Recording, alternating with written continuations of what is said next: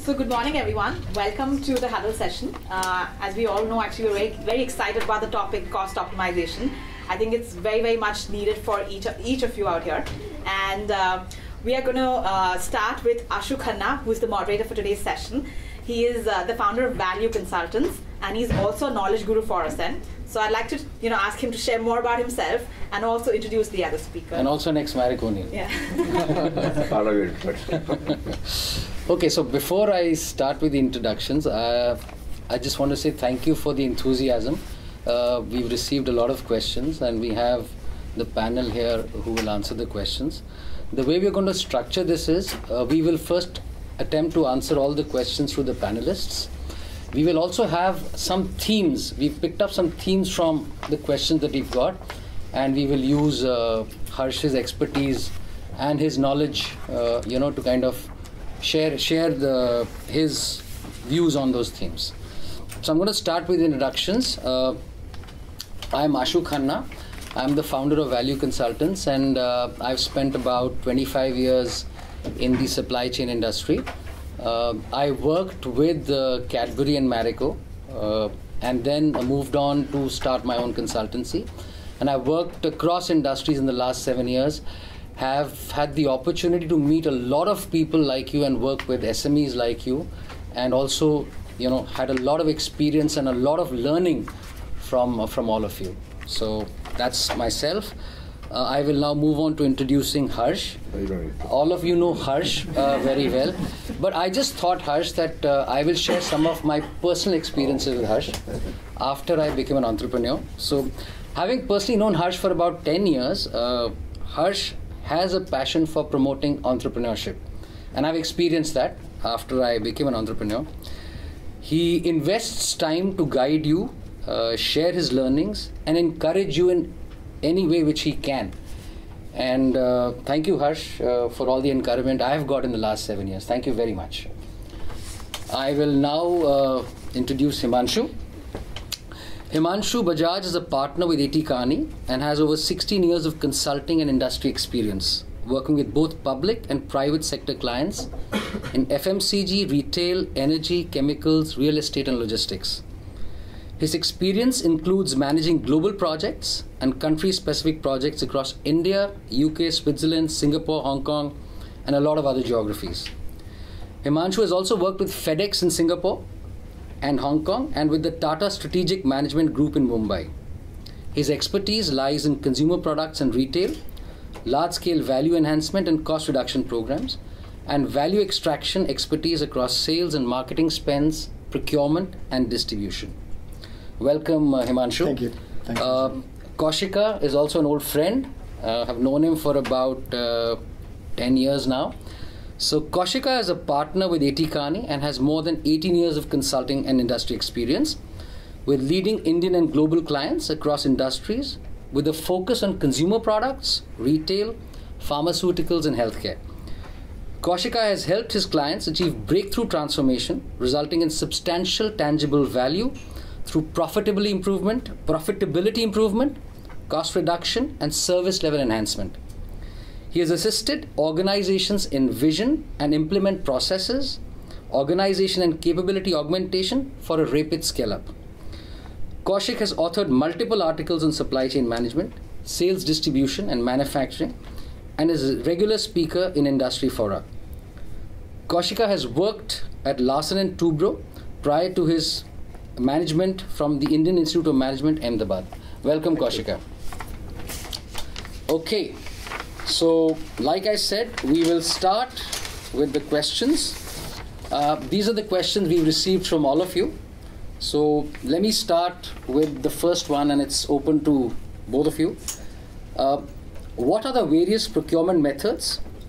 How do we deal with procurement of agro products, which are seasonal in nature, where cost and quality fluctuates frequently? Can I just interrupt? Sure. I think it may be a good idea to just give a larger perspective of the importance of cost management, what has been the approach, and then go into questions. And makes sense. I think so, because then that will give you an idea in terms of what is the context, So we can go into questions, but I think let's the bigger picture for 5-10 minutes, and I'm sure both. That'd be great. Speak. Sure. Yeah. So I'll talk about Marico experience. And I think until about 8 or 10 years back, we thought we were very cost conscious, and we were cost conscious. But we had an inside-out approach to cost management. And we thought we were managing costs extremely well. And at one forum, we had identified cost management as a way to improve our profitability. We thought we were really great, but until we started working with, at that time, I think the first project was given to Accenture. And they did a scoping study. And we were quite shocked to get the results. Okay, you can say almost like 40-50 crores of cost per annum. And that really shook me up. I said, what the hell? I mean, I don't think we are there. And I can safely say that for those who have not looked at costs in a very structured manner, one thumb rule is if you're not looked at least 10% of your costs you can easily save. And it can go straight into the bottom line. Since then we've been doing this internally. I think the larger question is, one is what is the potential and how do you convert them into actual cost saving? I think that there's a larger challenge because potential can be done by a consulting firm. They will also help you in terms of how do you overcome the resistance, and there will be some resistance because it reflects a lot on the existing people. That means the purchasing guy was not doing a good job if there is a potential to save purchasing cost, or somebody else was not attending to costs as that person should have. But I think our organizational way of doing this is not to blame those people, because the moment you start blaming and people think that it reflects negatively on them in terms of their past performance, it will not take root. So it's very important that you send the right signal if you are embarking on a cost management drive. And the right signal is that let's look at future rather than looking at blaming the past. And that's very important because the moment a person starts feeling vulnerable or insecure because there's a large potential in his or her area of cost management, then there'll be a lot of resistance. So I think how the top views cost management is very, very crucial. Number two, many of the projects are cross-functional projects.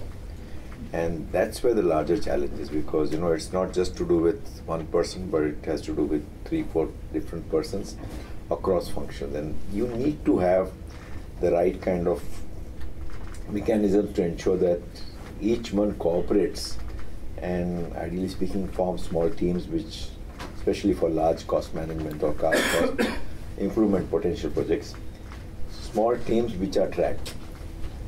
The third thing I want to mention is, I think it has to be reviewed like a project. When you set up a project, and many of you are setting up projects, you identify what all are required in terms of the whole project management schedule. This also has to ultimately get converted into project management schedule. So whatever costs you identified for reducing. And I strongly feel that you need to get some outsider to help you in this, because you will realize that it'll pay back immediately. Your payment, there is always a resistance. How can I pay a consultant X amount? But the payback is less than 1 year. Maybe less than that also. It depends on the size of your business a lot, because people like A.T. Kearney charge a lot, and people like Rashi will be much lower. But all I can say is that don't be inside out. You will realize that it will pay back. I think the larger benefit will be how do you drive a culture of cost management. And since then, for the last 10 years, we've been doing this as a part of the budgeting process. So prior to finalization of budget, which happens sometime in March or April, all the cost management projects are identified through cost functional forums. So there is a lot of ideation which happens across functions, together with functions, just to identify where all we can look at. And that gets converted into actually definitely cost area improvement, some areas where you need to explore. So we have something like about, I don't know how many, 50 or 100 projects every year, which are then identified. Everybody knows these are projects. They are tracked by managing director, if not every month, but once in 3 months. And then for every project, there is a timeline, and we have that green, yellow, and red. So if something is not going, there's a red sign there. So automatically it needs to be attended to. But if you do it in a structured manner and review it and look at it positively in terms of the future, what it can do, I think the scope is enormous.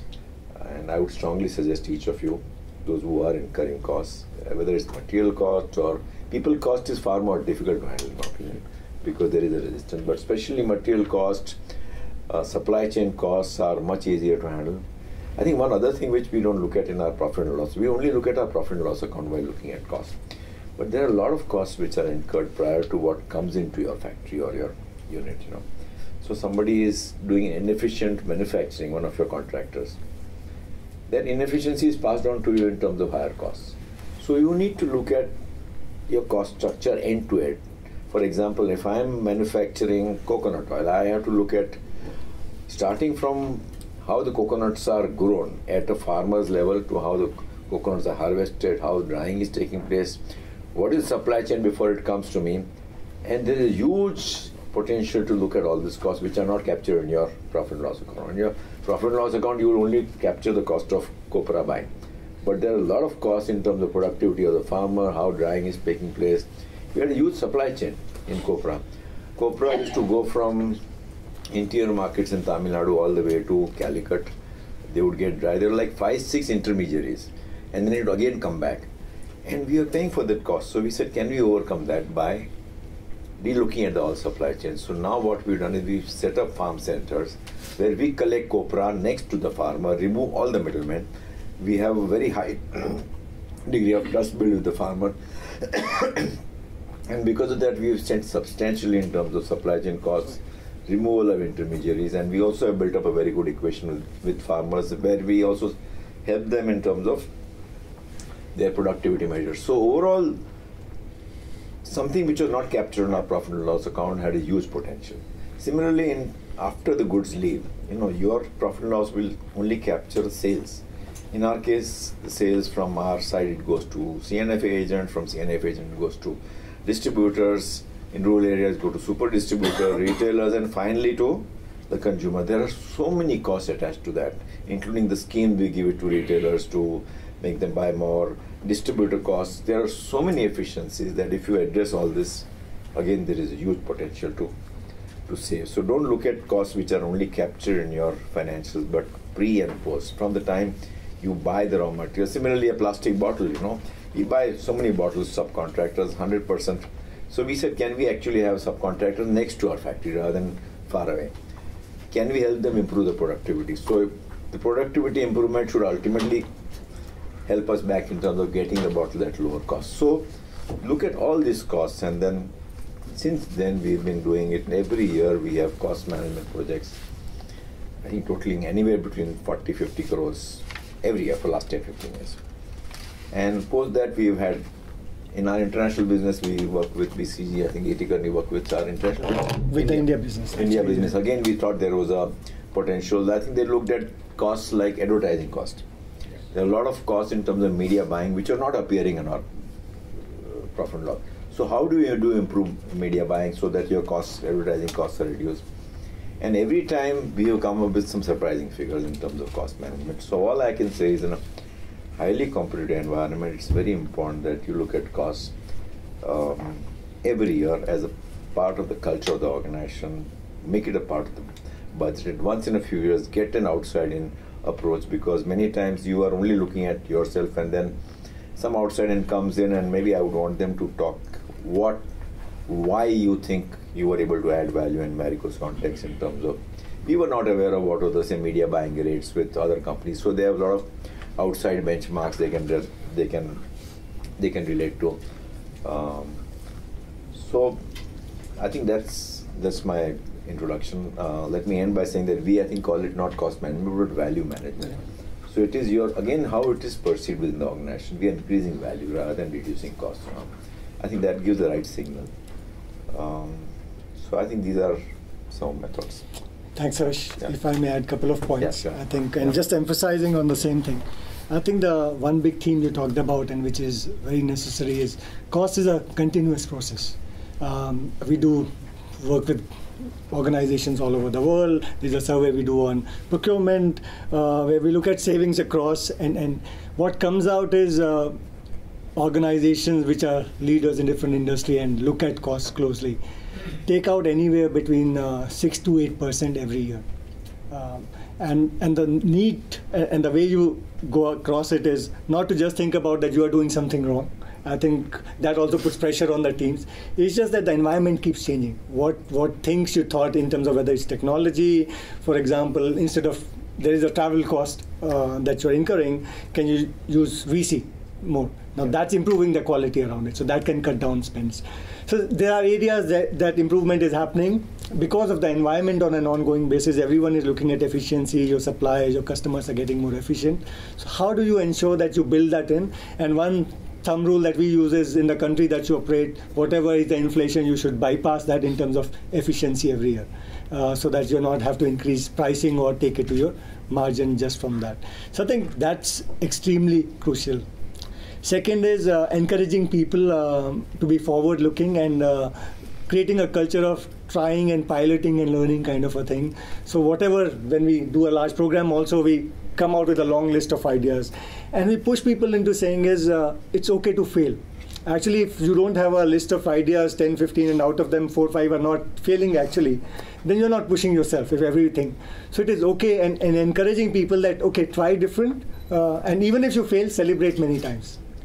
And third that becomes crucial is cost many times for organizations has been not a crucial topic, some function is looking at it kind of a thing. It has to be the promoter, owner, CEO agenda kind of a thing. It is extremely crucial, not just in terms of taking it to your margins. I mean, every money saved is every penny that you can invest back into business for growth also. So the lens can change where you're coming from, so that's very crucial.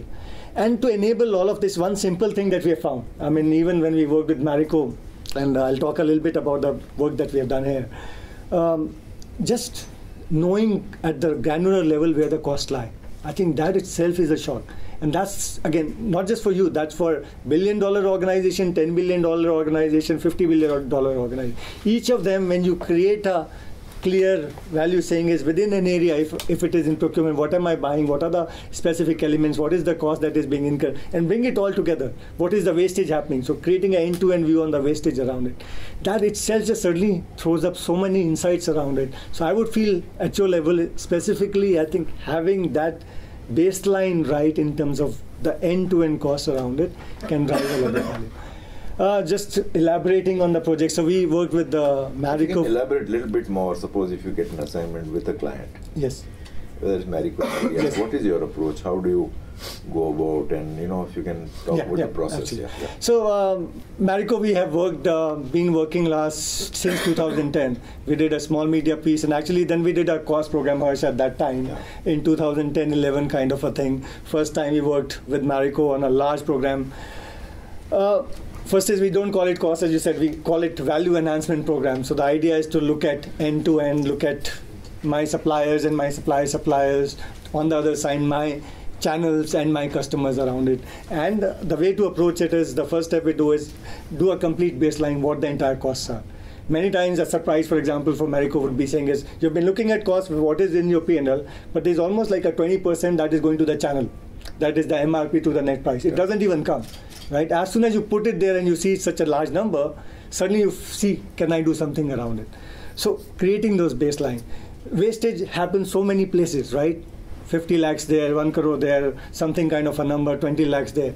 But when you put it all together, say it's okay, I'm wasting 20 crores across the chain. Suddenly the emphasis and the focus that comes in addressing that becomes. So the first stage that we work on is actually baselining it. So we created an end-to-end baseline saying is there is a cost base of 2,000 crores at that time, and how do we go about looking at it.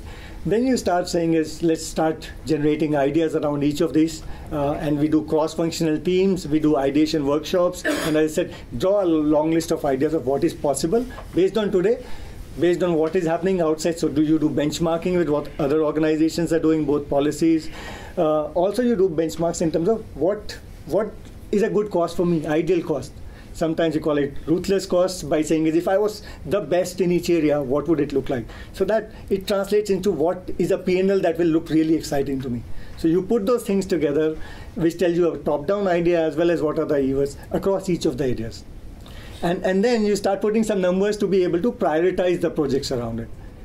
And once you have a prioritized list based on the resources available, that's where then you go around in a very targeted manner, where every 2 weeks you review the projects, you do all those checks around it. And we ran a 12-month program where we were able to take out around 60 crores of cost at that time. This is 2011. Now that's an end-to-end. And now we have worked again multiple times in the last 2-3 years. One is actually on the entire trade promotions, consumer promotions that was outside, which we never looked at, right? It's kind of a money that's going out. By optimizing it, that had itself become almost a 300 crore, 350 crore spend. One could take out 35 crores out of it by looking at it. And this was something that, because it was outside, you were not even looking at it. A lot of it can be reinvested back for growth. So it's not necessarily that you're thinking about P&L. So that's broadly, Kaushik, something you want to add? If you can also cover, in your consulting experience, where there has been relatively higher success and relatively lesser success. I'm sure there's success all around, but what is the role of a client in all this? Absolutely. So 2 parts. I'll answer Harsha's question after setting a bit of a context. Some principles I think are very well highlighted by both Harsh and Himanshu. Cost management is a journey. I think both of them emphasized it. It's like, I give this example. If you have to stay healthy, you'll have to eat well and work out well continuously. It's not a one-time activity. So it's a part of, I think, Harsh used the point, make it a culture or make it a habit. Very important to re-emphasize. That's one. And second, there is a little bit of a misconception that cost management is about procuring efficiently or manufacturing efficiently. Actually, the commercial, which is like driving a better price for whatever you buy. Let's say I'm buying a packaging material, I bought it at 10 rupees per kg, I buy it at 950, you think, hey, that's cost management. But the biggest drivers of cost is how do you design whatever you're buying, right? What is the specification you chose? What is the quality you set up? Just to give an example, if you want to do a 1 lakh car, you need to reconceptualize and start a nano, right? You can't start with a 10 lakh car and get it to a 1 lakh car. Across industries, we find between 60 to 80% of cost gets determined the moment the design is in place. I'll give you 2-3 different examples. It can be a packaging design, the choice of material you use, the choice of colors you use, all of that determines 70-80%. And the subsequent, negotiation with the supplier or scale link benefits are only the tail 20%. So design right. Similar example in logistics. Harsh talked about manufacturing unit, CFA, locations, distributors. So transportation cost in such distribution, 80% of the cost is determined by the average distance the product moves, not the truck you use, not the rate per truck that you use, right? I mean, they are important, but they contribute to 20% of your cost. If you have a very large average distance, and we worked for the company, a biscuit manufacturer, which is competing with a low-cost organization. This manufacturer had 600 kilometers average distance that products were moving, versus the low-cost competitor had a 250 kilometer movement. Even if you got the greatest truck rate, you're just wagging the tail. So that's the second lesson. Look at the fundamental design, what we call as the structure of whatever you're doing. If it's a product you're buying, what is the specification? If it is a value chain you're setting up, I mean, looking at a transportation cost, it is the average distance that you move, and so on and so forth. The design element contributes to a big impact on the cost, and design for cost is a very important thing. You need to keep revising your designs over a period of time. So these are the 2 additional points on the context setting. What works well, just amplifying some of what Himanshu already laid out. We find even your internal, if you have different products, you will find products were launched at different points in time. They share similar characteristics but are being bought at different rates for various reasons. You're either the same material bought from 2-3 suppliers are at different cost parameters, or if you have 2 subcontractors who are supplying materials for you, their landed costs are different. So internal variations, even before going out to say what is the best in class outside of my organization, internal variations in all your existing cost structures is the easy first point. Ask the question, why is something at X and why is something at X plus 10%? Why can't everything be at the same X price? So we do a lot of internal benchmarking first in the first baselining part to say, are there cost variations which are not necessarily explainable? Some might be explainable. For example, I have 2 factories at 2 different cities, but the supplier is from the same common point, so the transportation cost might be a reason for why the landed cost of a raw material or a packaging material each factory is different. But you can do a quick math to say, okay, this should explain a 2 rupee difference, but actual difference in landed cost is 4 rupees. Maybe the next difference is because of taxes octroi. But after removing for explainable differences, ask if there is an unexplainable difference, and that definitely is a first opportunity for you to pin down. So which is essentially a within organization differences in every item. I mean, it can be whatever you are buying, you can look at whatever you're manufacturing, you can look at whatever you're transporting, you can look at. The second thing we look definitely is at the portfolio level. As all organizations are growth organizations, every growth comes from new product introduction. Not all new products do well. You accumulate over a period of 5, 7, 10 years, emotionally some lines which are not necessarily profitable, but you have a personal attachment to it, so it's continuing. It requires some amount of unemotional relooking of delivered profit at, if it's a service, at a service line level, if it's a product, at a product line level, and being a bit more clinical about weeding out what does not provide profitable contribution margins to us. Organizations find it hard, especially entrepreneurs find it hard, because you have invested a lot of emotional capital beyond the resources to it. How do you take a little bit of a unemotional call is very important. Harsh asked about when things don't go well. Some learnings. Cost management is a self-fulfilling prophecy. We suggest cost management should be set up as answering the how-to question. You pick up a number. I want a 10% cost reduction, right? There need not be any basis, but focus everyone to ask, how can I achieve 10%? Don't get them to ask, oh, 10% is not possible, or why should we do 10% is not the framing which will lead you there. Set up a target, give a rationale for the target, then put teams together to orient saying the cost takeout target is a given. It can be one of the simple ways you can say is average inflation is 5%. I need to neutralize 5%. 5% is the target. Now let us ask, how can we get to the 5% target?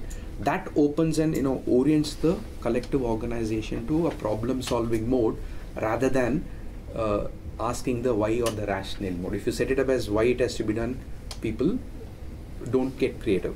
Instead say, okay, hey, that is off the table. It is something we need for our whatever business reasons. Now let's ask, how can we solve for, how can we get to? So the framing of how to is more important, and the preferred framing rather than why should we do cost reduction. Organizations which fail get caught up in justifying what number to chase. There is no correct number for cost reduction. Any number you put, you can find ways and means to achieve that number. So don't waste time in saying what should be the right number. Rather, focus on how to get to whatever number you think is needed from a business standpoint. That framing is very important. The very important second point, Harsh has already talked about it, reinforcing. It's like, we'll always find opportunities to lose weight as a person, right? We won't blame, oh, I had binge eating in Diwali, fine. So don't look backwards and blame, oh, how come? A lot of things might look very simple in hindsight. How come we missed such an easy efficiency opportunity? Don't ask that question. I think Harsh mentioned already, saying set it up as a forward-looking journey. It is not to critique missing out on obvious cost reductions in the past. Where people have failed is, one, they've not set it up as a how, they've set it up as a why. People are arguing why it can't be done, right? Immediately it goes to why not.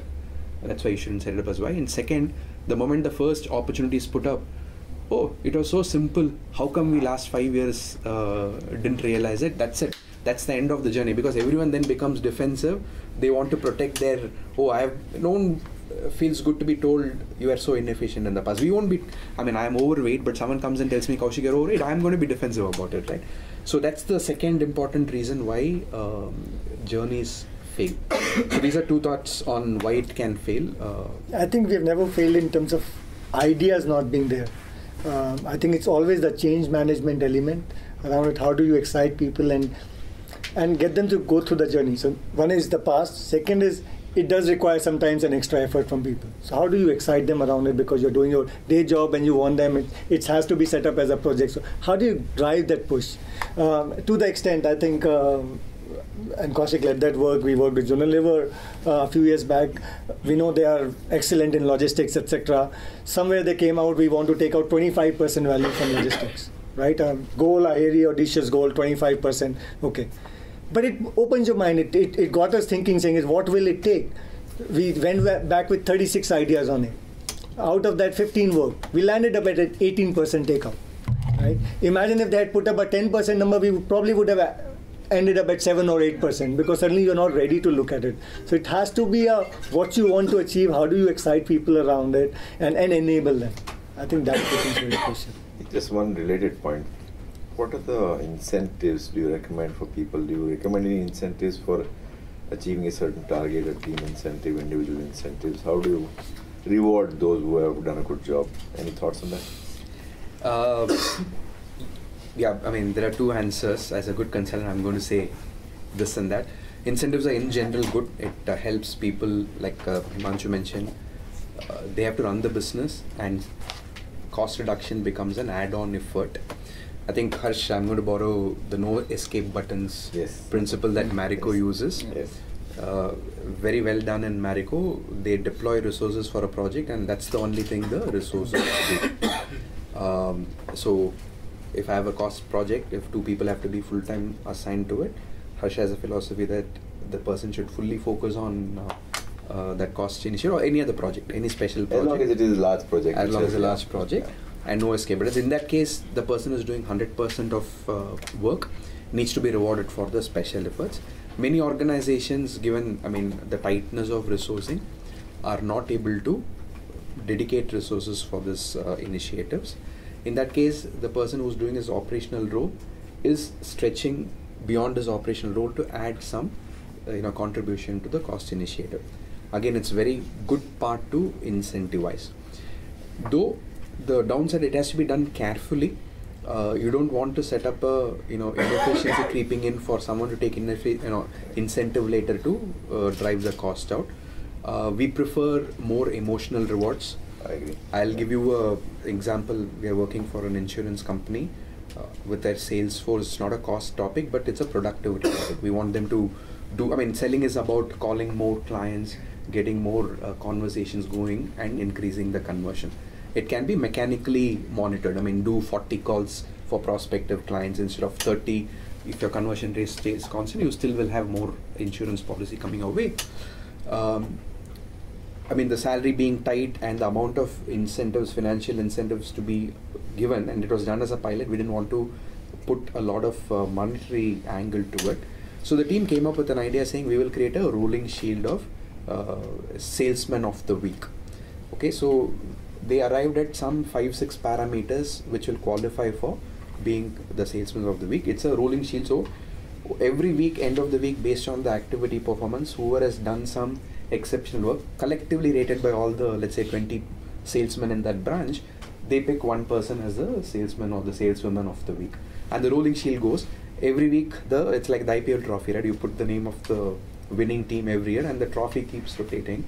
We found that has excited them to no end. It's not money that was there, but just the emotional recognition that their extra efforts in walking the additional 10 client calls gets them a public recognition and a social proof amongst their peer group. That works well. So we need to balance out, not make it too monetary or not. These are other elements. There's the individual element, and then there is the team element. I think where we struggle with this, and this is different organizations have different philosophies, is so you're setting up a program. You have to be careful saying is whatever you say, we should take it out from the budget of the particular function. A lot of times they're like, I don't have an incentive, right? Marketing, if I take out 50 crores and then I will take all of it now from your budget. So what is the right way to balance it out? don't have a single answer. It's dependent on philosophy, but broadly there has to be some element that goes back to them also, to the function, saying it. Now you have a little bit more for your other projects that you wanted to invest in, right? Some will go into the P&L, so it doesn't seem that everything went away, but some you will get to be able to invest back into the business. So that balancing at a functional level is also important. If I may ask, sorry, I'm just taking over. I think Mukesh is there. Mukesh? There. Mukesh has been handling Marvel. Yes, some of our cost management. He's actually the, what do you call it? It's a Marvel. Yeah, but he was in charge of the whole project. You want to, in addition to what you heard, any other insights to all of them? I think a large part has been covered, Yes. what you and Kaushik and Himanshu said. Yes. And couple of insights were like a large part of the cost and savings actually comes from outside the organization, which is essentially what one sees is what is the revenue that one organization earns, and that usually starts from the NR. But if you actually, like for an FMCG organization like us, what is the money that we collect from the customer is the MRP. And then between the MRP to the NR, there is a lot of cost element, which is what we give out to the distributors, the retailers, government taxes. And so there's been also structuring changes, like what you put on the invoice, what you put off invoice, and secondary schemes and primary schemes. So a lot of ideation happens over there. The second thing is there's a large, there's a large ROI comes when you do crowdsourcing within your teams, as well as include people from outside your company also. So what Harsh said, we do a lot of ideation at the beginning of the year. We actually not only do within the company, and we really get a lot of ideas within the company, but we also involve our suppliers and people who are working with us, from the outside also. And finally, what we also do is we don't only track the, there are certain metrics that we track, and Harsh was saying, people review either monthly or quarterly. So this tracking is done centrally as to what is the idea generated and what is the annual potential of that idea. Then once it comes into the budget, we also track that whether the thing is flown into the into the P&L. So the tracking is actually for almost n plus 18 months. So let's say if I generated the idea in this fiscal year, it will also be tracked in the next fiscal year, so that people don't just generate ideas, take incentive this year, and then next year again it comes back as a, for example, let's say you save money in changing some packaging specs, and then next year you get a lot of returns because the packaging led to some quality problems. So it's actually a total level which is tracked. It's not that you do some optimization locally, but then you at a total level you leads to some losses. So that is also tracked. So those are the three. So if you can talk broadly on how your experience has working with SMEs, what is your approach to cost management? What have you seen? What succeed, not succeed? Anything else in addition to what you heard? I'll give you a little bit of my experience with the SMEs. Yeah. From whatever I have seen, I think largely a lot of focus is done on the procurement costs. Yeah. And it's very experiential. The buying is very experiential. So it's very good that people buy because they have a lot of experience. But I think if you combine that with structure, then you will get multifold savings. So there is an art and there is a science. So what I have seen is a lot of focus on the experience, and it's based on experience. The second thing is the understanding of the supply chain and what it can do for you. It's very under-leveraged. So people, while supply chain is a very nice word, people think they understand it. I think there's a lot more, beneath that surface to understand. How is planning done? How can you manage your cash flows? If you can improve your service level, you can contribute to growth. Okay, a lot of people don't have a good sense of that. So that's been my experience really. So combining experience with structure and understanding supply chain really. But again, to all three of you, there is one is to hear a lecture like this and then work on one's own. Another is to work with an outside consultant, depending on your size and whatever. I strongly believe that it has to be some outside in.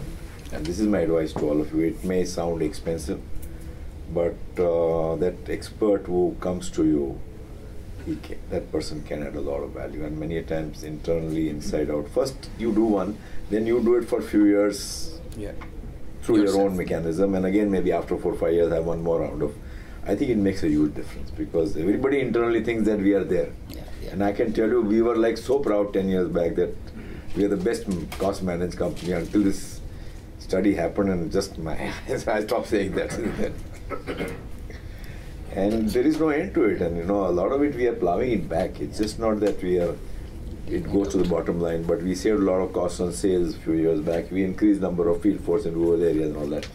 So you could decide what to, some of them actually can be used well as growth measures to drive growth. And I think 2 points which they mentioned one was to look at the overall your portfolio of products and a portfolio choice. Is there so you may look at profit and loss account depending on each kind of brand or portfolio, and some things you may just, your MI system is not throwing the right kind of thing, and you may say, okay, this is something which I'm losing money. Unless I see light at the end of the tunnel, no point for me to continue. You may come to a conclusion. That's how you reduce costs or improve profitability.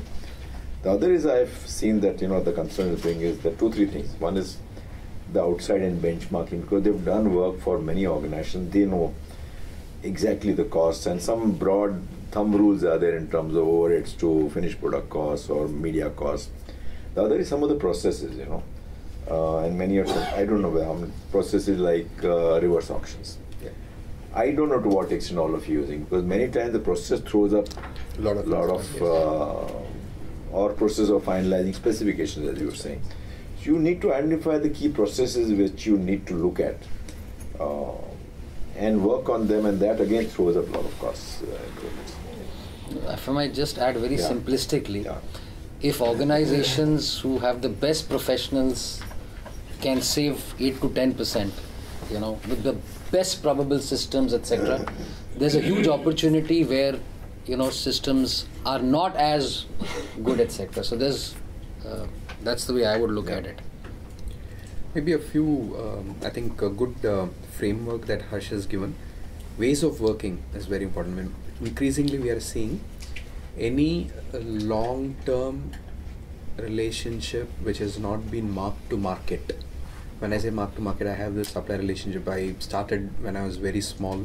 10 years, they have been very accommodative and supportive, extended credit, etc., etc. But we've not gone to market for the same item being supplied by others, right? So doing an activity which gets fresh suppliers into the mix. It can be through reverse auction, it can be through manual procurement activity, but just getting at regular points in time, what is the current available prices of what are you buying? If you're buying a truck, you're working with a trucker for the last 10 years, you've not gone to anyone else.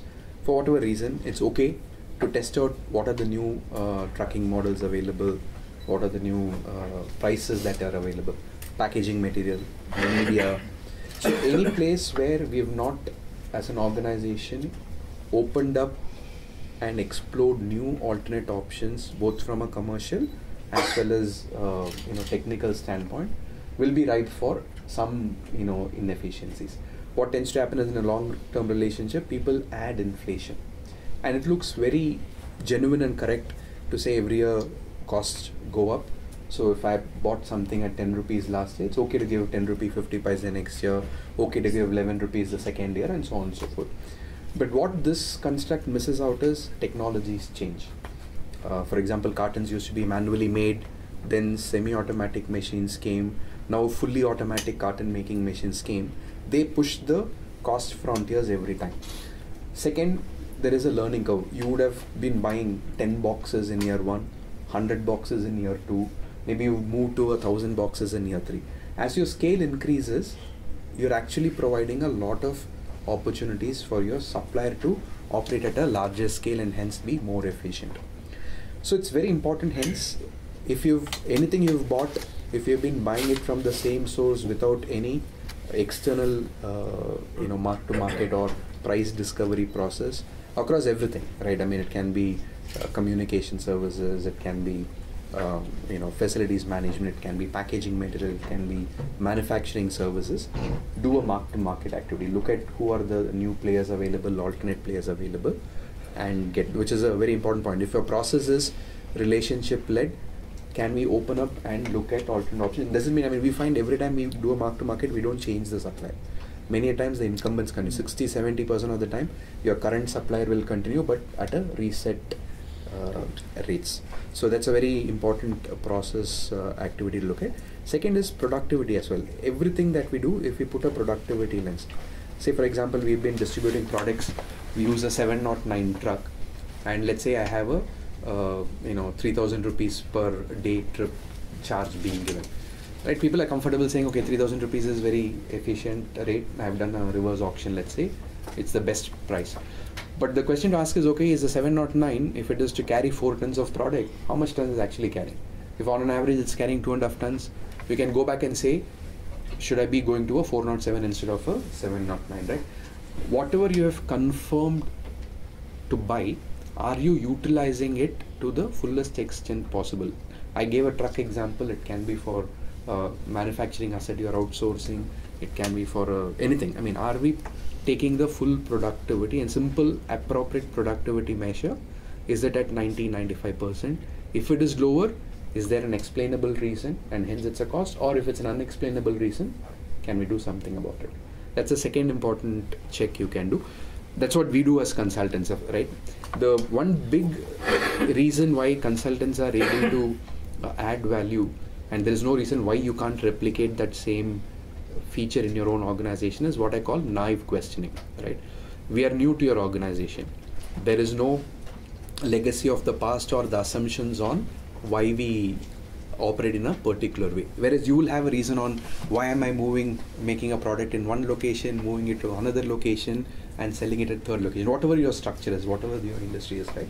You get used to operating it a particular way. A consultant comes and asks, why are you doing it this particular way? Why can't you do it in an alternate way, right? To make it live, I'll give the old example, Compaq versus Dell. Compaq used to be the leader in PCs. They used to have a very successful product, very successful market share. Of course, the PCs itself got commoditized, but they had a traditional structure. They started looking at an FMCG company before they launched computers. So they became manufacturer centrally, store stocks in multiple places, create retail outlets, and then distribute the product. Then came Dell, which asked the fundamental question, who ever told that the computer needs to go from manufacturing to CFA to distributor to retailer? Why can't I go direct, right? This is a very good example of naive questioning. And when Dell did that, he was a college student, right? He had no assumptions of the past. He asked a question, why can't we do differently? And that disrupted. And you see a lot of startups asking that naive questioning.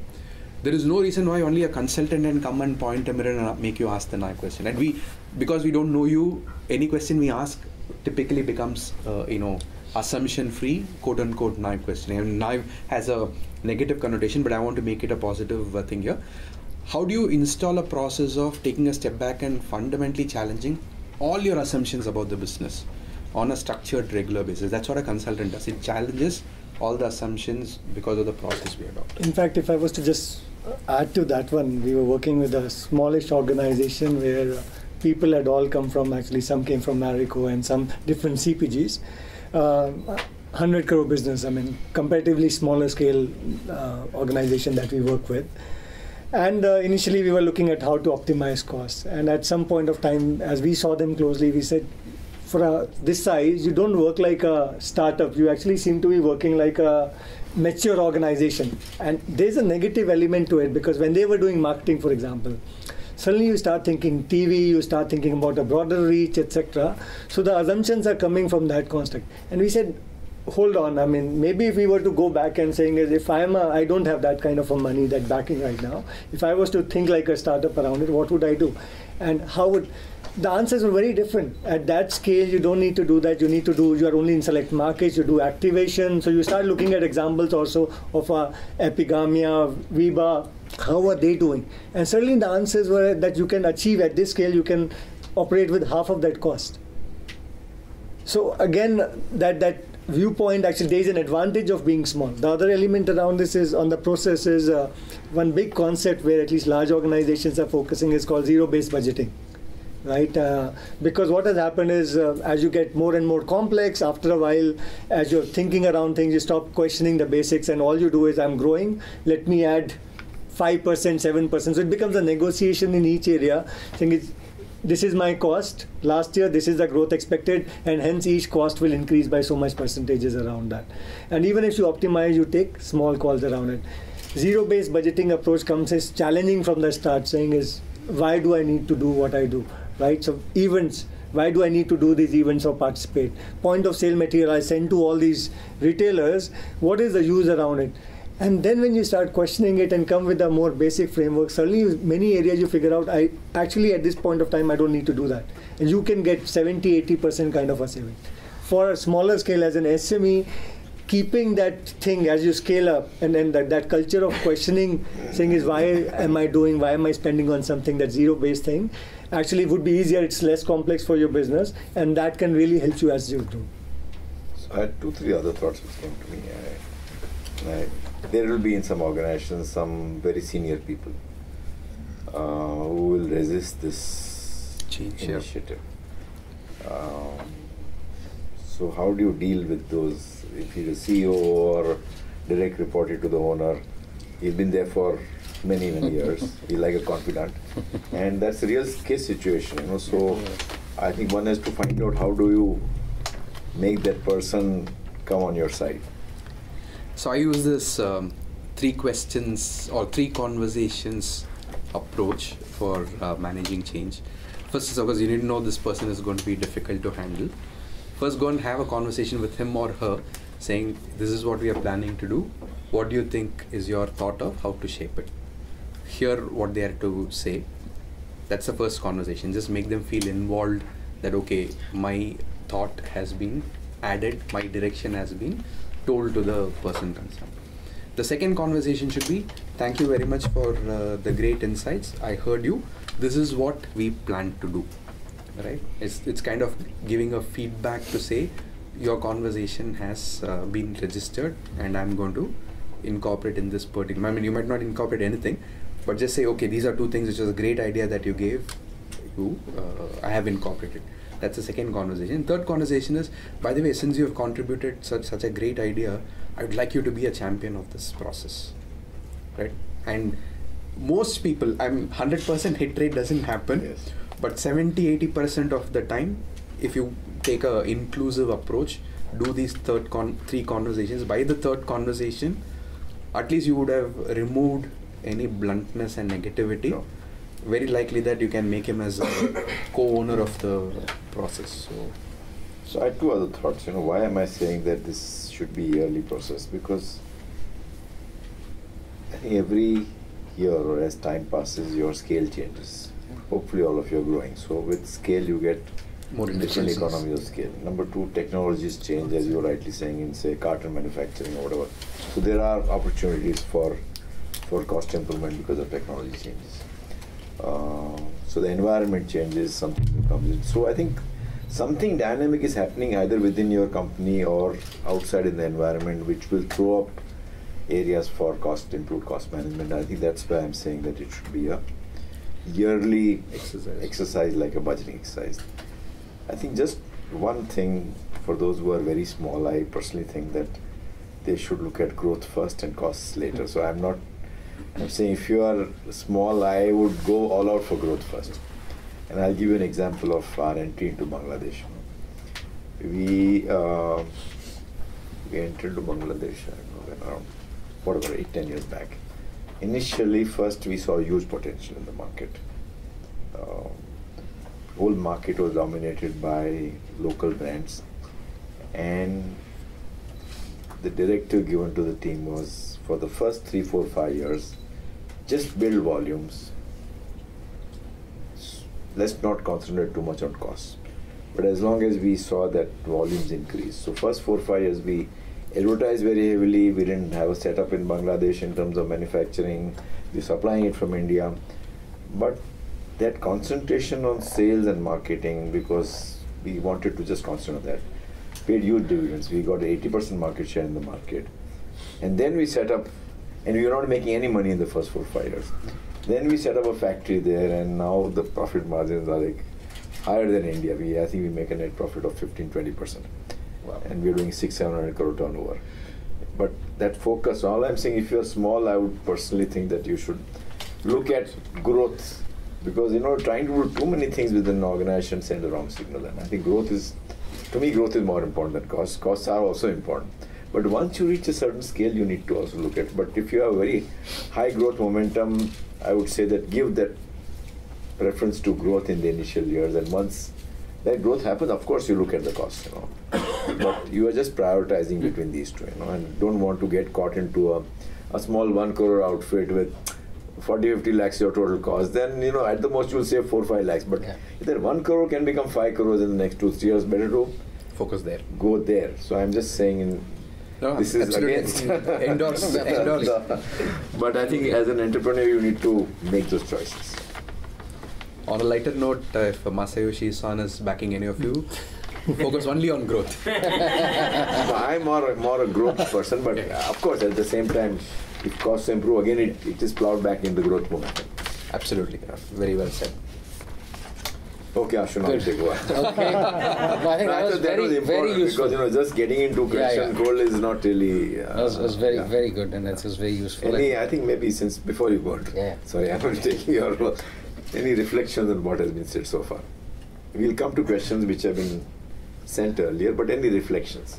Small clarification I see. Sure. Is you said 8 to 10% saving of the total cost or of that initiative? Just a clarification. 6 to 8 is the number that organizations target over. So they are targeting saying this is the kind of efficiency I need to generate every year. And they divide it into what you call as the reduction and an avoidance. So around 4 to 6% is reduction, which is compared to a last year baseline, and 2-3% is what it would have increased. I've increased it a little lesser, but that's a kind of a number. There's a question. On the 6 to 8%, it's one thing as an independent entity, like say Marico or whatever. These organizations, you will squeeze the vendors, suppliers, the system to become efficient. But is this sustainable? Because is the entire ecosystem actually becoming 6 to 8% efficient at a very macro level? Because we, for example, we are vendors to many corporates, and we see this pressure. But the reality is that our suppliers, our manufacturers at the back end, they are not seeing these improvement gains. So how do you reconcile? So first is I will divide where the benefits come from. There are 3 areas where benefits come from. One is what we call as the demand side of things, right? Saying is every year you are looking at whatever you are using, can you use less? So it's that element. Second is the whatever you're using, can you increase productivity? So Kaushik talked about trucks. Similarly, any element, even if you're using a film, can you use it more, right? So thinking about saying is how do I utilize? And third is the rate. So when you look at all 3 of them, if you only focus on the rate side, I don't think that is possible. So the organizations that are doing 6 to 8 actually are generating more than 50% of that. So 3 to 4% or even more is coming actually from productivity or re-looking at the demand element around it. Rates is a smaller proportion of that. On the macro, just one add-on to what a good question. If you look at inflation adjusted, most consumption products that we deal with, right? Take a television, take a bike, take a car. Inflation adjusted, if you do it in real terms, we are cheaper as an economy today. Of course, a large part in India is taxation. We have a very high average tax country. But I still remember my first car is at the same rate today. I have so many more features, so many more comforts in the car. My first TV was like a Electronics Corporation of India in the 80s. We paid whatever I still remember my father used to break a fixed deposit to buy the TV, right? It was a big event, and like entire street gathered around saying, "Oh, color TV aa raha hai ghar par," kind of thing, right? But if you look at it, we're all without blinking an eyelid buying a LCD or whatever. I mean, it keeps changing. There's no OLED. I don't even follow it, but the features and the benefits that are packed with the price points being similar, right? Not substantially different. If you paid like 15,000, 20,000 for a TV, you get a much superior product today at the same cost. So in real terms, it's not just a phenomena in India. Globally, the real cost of most products have become better because of productivity, because of technology, and so on and so forth. But is that rule of thumb 6 to 8 or 2 or 3? Do we, as a consultant practice, do you all? So twice the inflation. If you're in a 1% or a negative inflation economy, if you're in Japan, index it to inflation, avoid inflation, and put something for your scale benefits. if you look at the auto company today in India, they do it very well, right? All their suppliers have a year-on-year cost reduction targets. It is linked to the scale. I mean, when I launch a car, I probably sell 20,000 cars in the first year, but it scales up and becomes a successful car. It goes to 150. I mean, the best-selling car would be at 150, 200,000. It's like a 10-15x scale up, and that economies of scale they build in. So their contracts all have a year-on-year price reduction. We're starting to see that in FMCG today. One very good example is flavors, fragrances, right? When you start a particular product, I'm starting a, let's say, deo spray today. I have a new fragrance. There's a lot of intellectual property that goes in creating that particular fragrance. But if the 5 years later the fragrance has scaled up a lot and it's been a successful, fragrance in the market, the one-time R&D cost has already been apportioned through the volume. So you can have a step down after a period of time, after they have done, let's say, I don't know, and so many liters of fragrance have been sold or whatever, the cost has been apportioned, so you can do a step down and it becomes almost like a marginal costing for even a, bulk manufactured item like a fragrance. So in every place, I think Harsh mentioned this, all organizations are growing, or at least in the Indian context growing.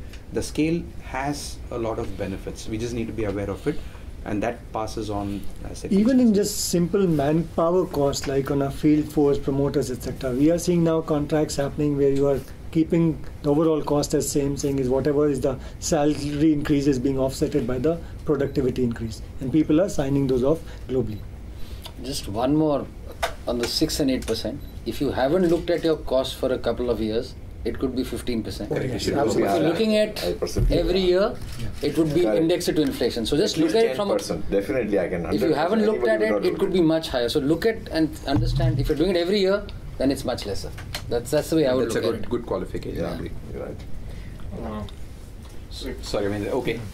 We'll go in sequence for a few years. We're talking about television and everything, that electronic gadgets, whatever you buy.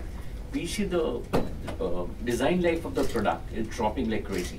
That's true. No matter which brand of television you buy, moment the guarantee period is over, it wouldn't last for more than a year beyond guarantee. Whichever mobile phone you buy, moment they launch a new model, your phone will slow down.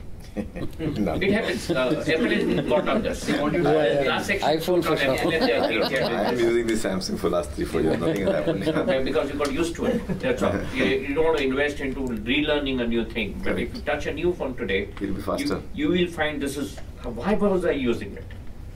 Okay, I better do that. So what's your question? So, what I see is the cost reduction value ठीक है sir, मतलब Cadbury में कीड़े इसलिए पड़ते हैं कि हर मतलब उसके प्रॉफिटेबिलिटी वेंडर इतनी स्क्वीज डाउन कर देता है कि कस्टमर के लिए कीड़े बचते हैं. नहीं, I don't agree with you at all. Wonderful. But anyway, I think you're... Yeah. I didn't still understand your question. So when you do this year on year, and you squeeze down your supply chain so dry, the quality of stuff suffers. The consumer is getting. So I maybe. So can I add just example like Vodafone? Yeah. Like I'm getting it is so cheap, but I don't have a network only.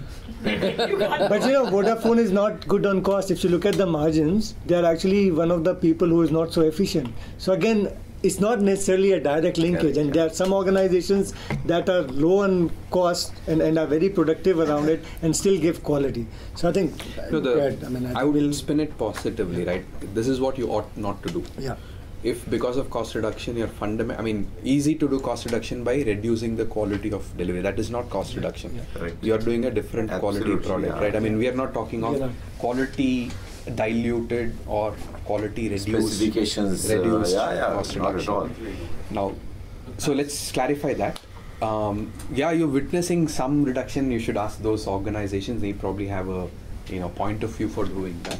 But generally, if you look at well-run organizations, all else being equal, customer service being equal, the product specification being equal, how can you reduce? Take cars today. Safety aspects of the cars keep improving, and you would find less and less, JD Powers does this quality survey, right? Customer satisfaction. India has been improving continuously. So even in electronics, while you're right, the next generation makes the previous generation slower, there is probably a cannibalization strategy that organizations use. Per se, the current model you use versus 3-year-old model, the current model is better in terms of quality. Maybe it's at the same level, right? But the larger point I want to make is your call out is right.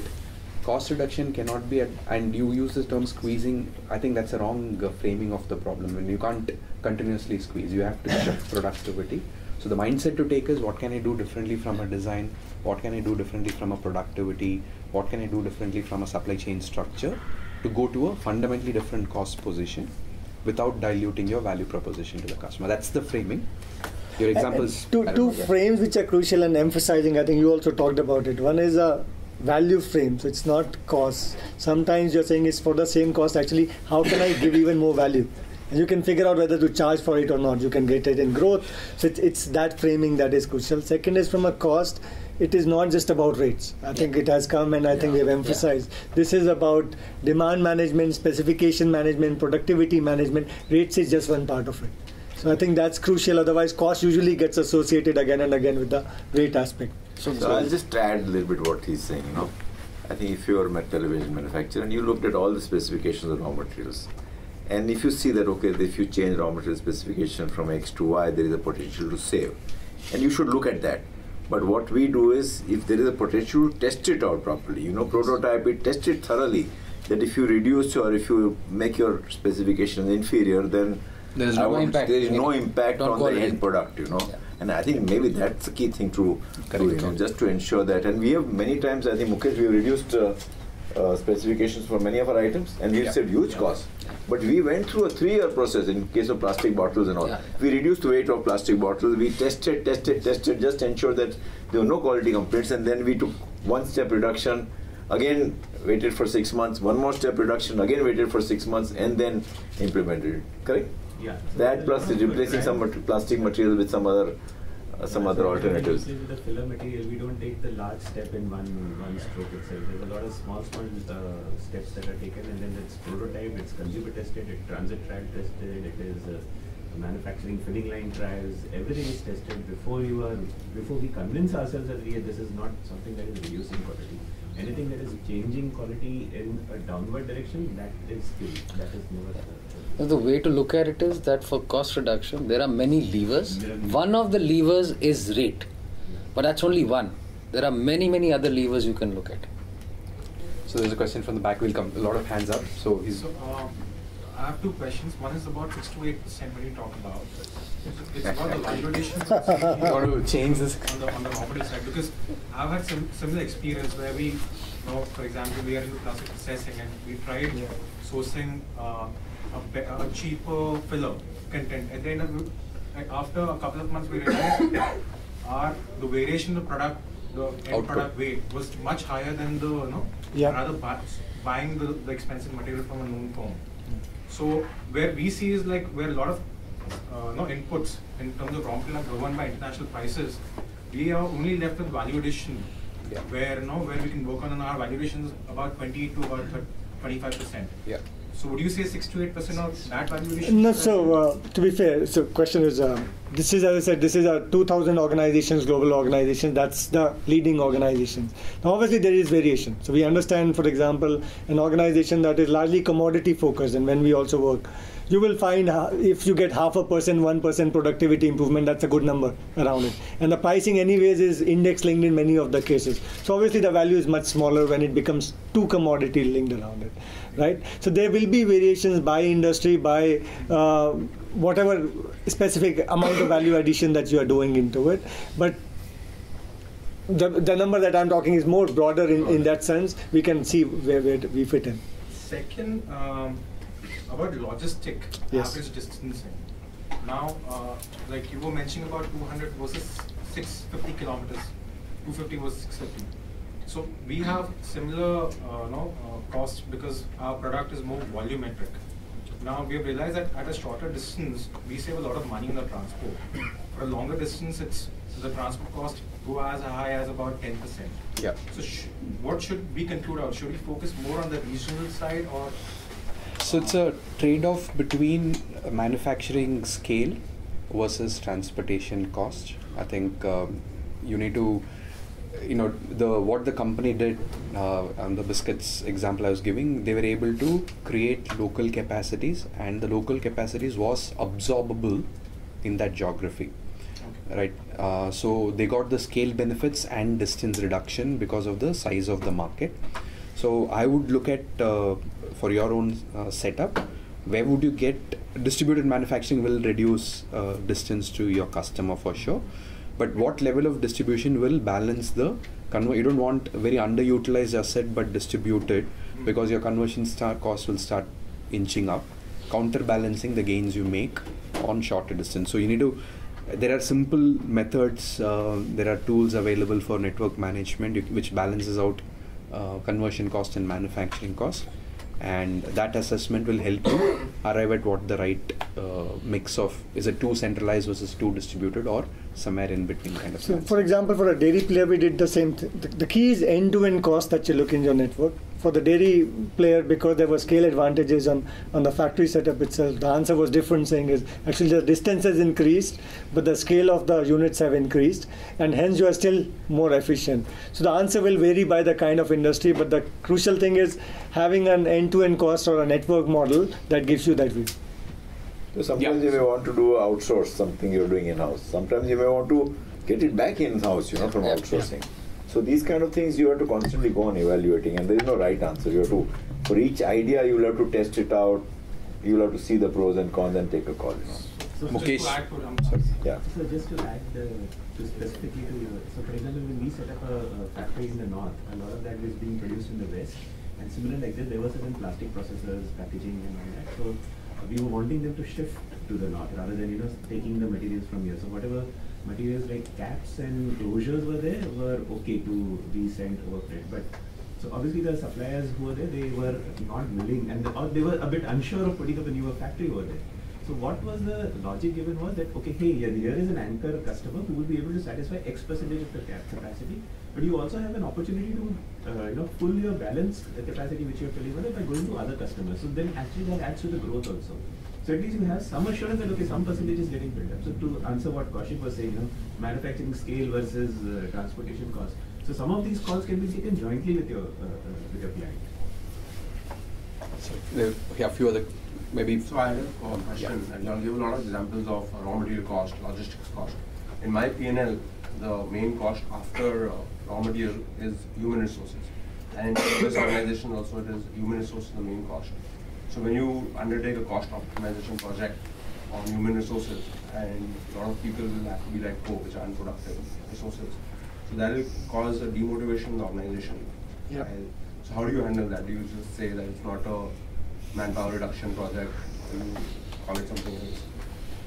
So Okay. I think, Yeah, go ahead. so a broader thing is, and people is a sensitive subject, right, compared to, and first step on that is how you're adding cost in the people side itself, being a bit more careful around it. So obviously as you're growing, be very careful around, because the salaries will keep going up, and it's always difficult to take those calls to let people go. When we look at a people cost, again, it's not, first is the demand side of it, again, productivity element around it, number of people, and then there is a salary element around it. You see how you can optimize, and in a growing organization, if you figure out that I have more numbers, where your specific question is coming, most of the times growing organizations have taken a call saying is, for a short term we will absorb it because we will not hire more people. There will always be some natural attrition that will happen, and hence over a period of time, over next to 1 year, 1.5 to 2 years kind of a time frame, I will be at a right level. So that has been a call in most of the cases. There have been instances, and again it comes from your specific context and where you are in the overall sense of things. There are organizations where the P&L has been in such a bad shape and the business can't continue that they had to take those tough calls around it. So upfront be cognizant and careful around it. This is more difficult area to address, and then if it is possible in the short term, if you are a growing organization, take a more balanced view around it rather than trying to jumpstart it immediately. If you can manage it through growth and attrition, do that. It does have an impact in terms of the motivation levels. Maybe a couple of, having increased, and suppose you have to take a call, what has worked? There are enough examples of people being transitioned out in India, done very humanely and nicely. There are 2-3 learnings. One, when it is given adequate notice, plus adequate support for transition, things have always been smoother. So for example, I have to shed 20 people from my organization. Don't call them in the morning saying, hey, you have no job, right? Start preparing the organization 1 month in advance, saying, okay, there is a reason that we have to look at. Second, identify the numbers that you want to shed and think of alternate plans. What can you help them with? Many instances when VRSs have succeeded, people have done internal counseling sessions on helping them. I mean, 3 things you can do. You can either absorb them in a different location of your own factory, or you can help them with some training and finding another job kind of a support, or give them a meaningful separation money which is well invested, at least protects part of the take-home salary, giving security, right? Or you can do a combination of all 3. Removing the uncertainty, providing clarity that the reason why it is being done is because of business reasons, and being fair in the identification of the people. Second, managing the people who are in the chosen 20 or whatever that number be with adequate support. If you say, okay, I'm going to first give you a 3-month notice, I'm going to give you this lump sum which will at least provide 25% of your monthly salary if it is invested well in the mutual fund. By the way, I have a financial advisor sitting next to you to invest that money, right? I'm also going to put you for a small training. These are 3 training programs you can choose from, which will equip you for your job searches. I've also put a counter where there is a job provider who will help you with some options for interviews. Think through it holistically. Don't make it a surprise. Give adequate transition time. More often than not, you will be able to do it well. The things that backfire are unanticipated, unexpected, or what is seen as unfair. People see, oh, I shouldn't have been the person who was asked to go, and those are the 2 things to avoid. Yeah. I come from a financial services background. I run a financial services firm. So bulk of what you guys have spoken thus far, I understand is related more to the manufacturing side. So if you could just throw some light on what part of cost management can be relevant for someone like me. So we are a service provider ourselves. 80% of our costs are human resource costs. Can I add to that question? I had the same question about the services sector, services industry. So especially the outside of office costs, the supply chain costs and all that kind of, at least I'm not able to fathom how does it apply to service industry. So if you can.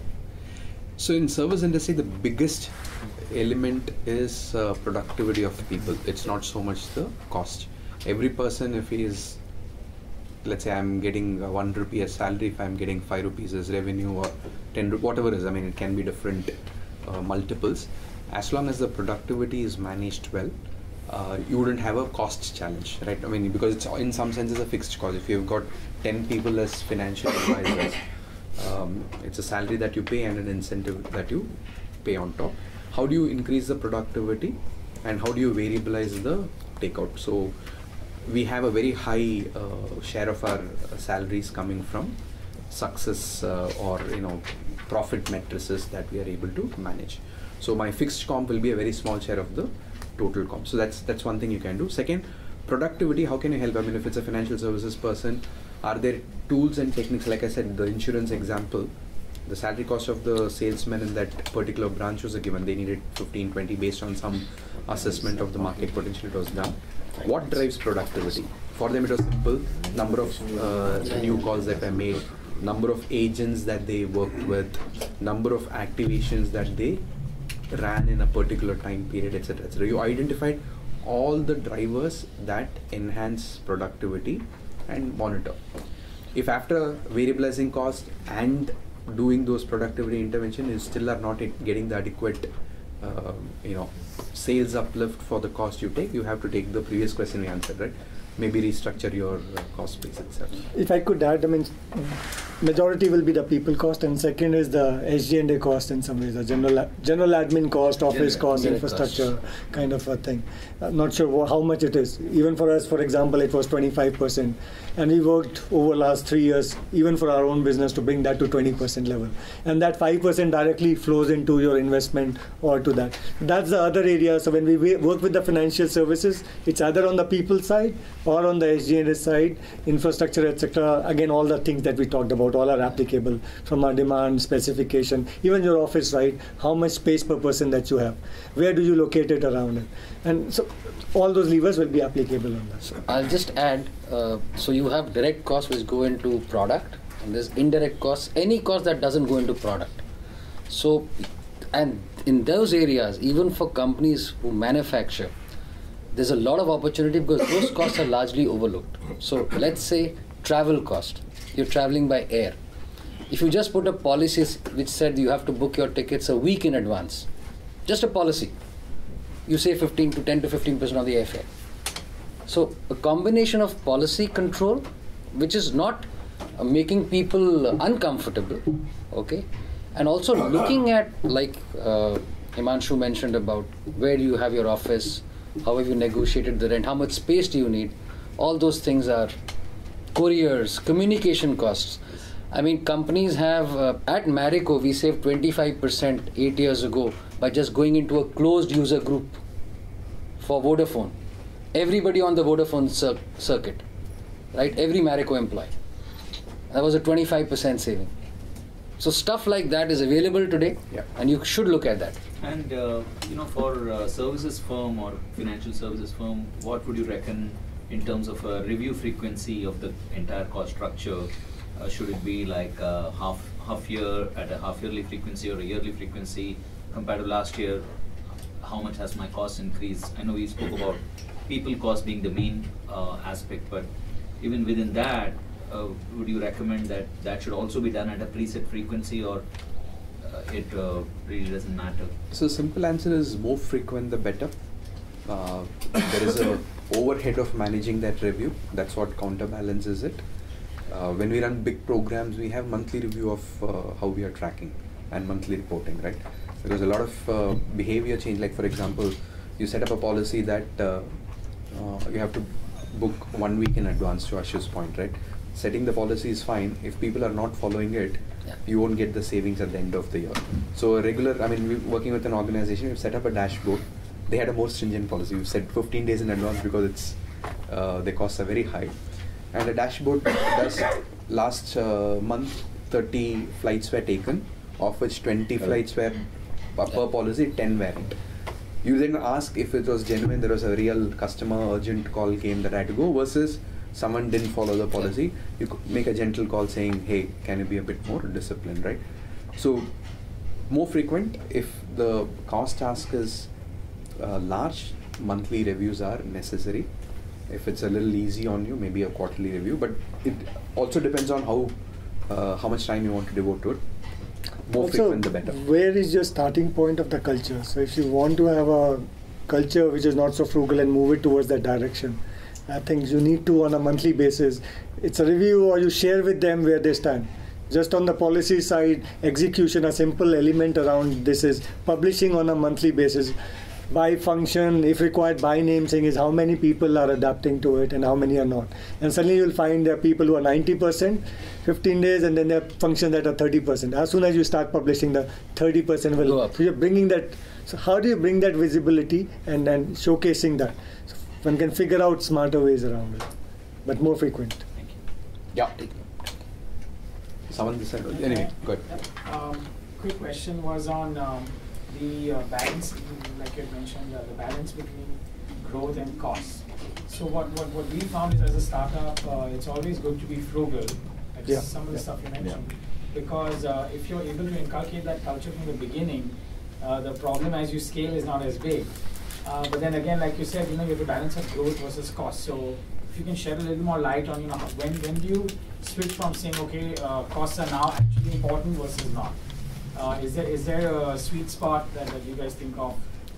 Can I just I had a similar question saying, in your experience, what's like the smallest client you have, or in terms of a manufacturing client or a services client, top line, SME? If you give us a sense of their top line, so we get a sense whether. So two things I will address. I think there is a culture element, and then there is a project element. So I'll answer the top line issue exactly. So I'll answer the first one, and maybe Harsh, you can add. I think you have more experience around it. But my view of it is, as a culture, and keeping that frugal mindset. It is not about cost cutting, it is not about taking out. That frugal culture is a good culture to have from the start, right? And it has to but being demonstrated by the owners, promoters and leaders around it. You hear about Jeff Bezos, Sam Walton, etc., how they stayed themselves in a hotel, how they traveled. And once that culture is there, that continues for 20 years, even if you are a $50 billion, $500 billion organization. But it's not about cutting. The focus has to be on the growth side, but that frugal culture leading that mindset can be there around it. Project is a different thing because that requires resources from your organization, investment, mindset, time, etc. that's required. We anyways, because of different dynamics, our programs are generally larger. Anywhere above 500 crores is what we end up working with. But we do end up talking and understanding there are organizations that are smaller that look at those programs. May I just, sorry. I was just going to say that one of the themes was how do you build the culture of frugal, not frugalness is not, maybe just the right cost culture or value culture. This is one of the questions I had put our themes for her. So if you want to just add to that question. So I think let me handle first question was between growth and cost. Yeah. How do you determine what is, I think the frugal culture is a good culture at the start of that's okay. But I think any particular point of time, organization has limited energy, I would say, to do various things. And you need to prioritize. If I put in all my energy in creating growth, over a longer period of time, the payback for me will be much better. Yeah. Now, if the organization can manage both together, then it's okay. But normally I see that there is a conflict. If you have a very strong cost management focus, then the growth can get impacted. So I think it's a judgment call you need to take. What is the right time? Up to what time you want to pursue growth? And when do you want to, once having got that growth, when do you want to start concentrating on?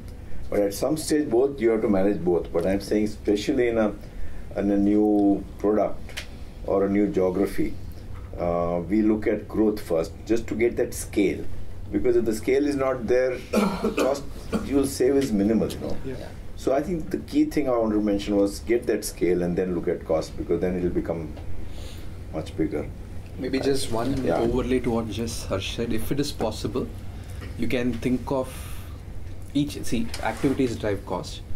The activities can be classified as revenue enabling activity or a non-revenue enabling activity. I'll give it an example to make it live. If you're in a business where you have to meet clients to sell, like a consultant has to go meet clients, we call that a revenue enabling activity. A non-revenue enabling activity can be an internal meeting. We have our training program or performance appraisal process or some internal reviews, etc., etc. So if the cost associated to be taken is for a revenue enabling activity, we don't think twice. So if you're in a manufacturing industry, there is a regulatory call. If you don't go on time, can have a impact, or a customer call if you don't go and visit them on time. Even though we would have had a 7-day or a 15-day booking policy, we'll violate it and be pro revenue enhancement. Whereas an internal training, we'll say, okay, actually book 1 month in advance or do it on video conference rather than if it is not necessitating. So that's a good frame to think of. If you can classify your activities as revenue enabling and non-revenue enabling, which is also important, but you can be a bit more cost conscious and a bit more proactive about revenue on the side, and that's one way to do it. An interesting story on that was we work with Walmart a lot, and they were trying to move the e-commerce business ahead in China. And as we were discussing with them what to do, and they wanted a team to visit China, they were just figuring out what is the efficient, and they're so efficiency focused as a broader. The earliest flights they were booking were 3 months ahead, and in 3 months in a Chinese context, when you talk about e-commerce, probably organizations would have doubled in size. This is 5 years back, right? So at some point they had to remove, saying is this whole e-commerce is a different industry. We can't operate. It has to be set up in San Fran. So they moved. Saying is this team will not actually sit, the talent lies over there, we want to have a separation, we will move them out to another location around, till it got to a size, and then they said, okay, now we also need to think about synergies, we will bring it back into and bring that efficiency element into it. I'd just like to add out here, really as you have mentioned, to Can I just finish one thing since here on the earlier question about the culture which you had mentioned? I think one key thing is that, okay, you may have a frugal culture, but you can't be penny wise pound foolish. It's very important, especially when it comes to attracting talent. Then you can't say that I will not pay somebody and compromise the quality. I think on people front, I would not, especially if that person is good quality. There is a saying that if you give peanuts, you'll get monkeys. You don't want monkeys in your organization. So you have to have a very differential way of thinking when it comes to costs, depending on what costs you're looking at, If you're catering to a very high-end, for example, an Oberoi hotel, they have to look at luxury. But then they are overcoming that through the pricing. They can't look at reducing or the specification, which will give a different picture rather than luxury hotels. So you need to look at what is required, and you can't apply the same metrics or same parameter to determine each and every cost. Within an organization, you may pay very highly to people, but at the same time, you can be frugal in terms of wastages. You can be frugal in terms of travel.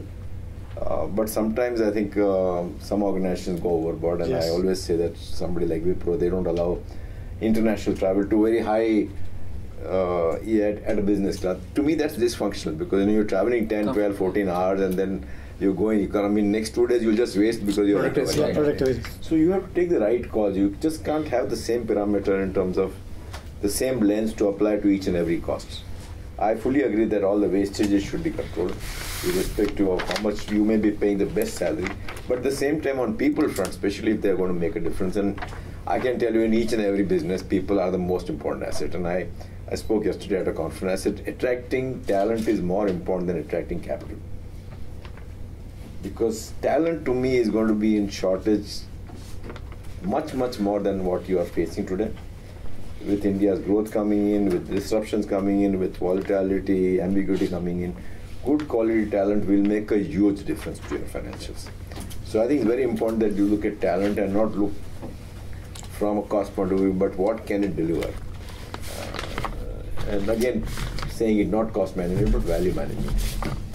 Good to great talent, especially in critical roles, the paybacks are 6 times.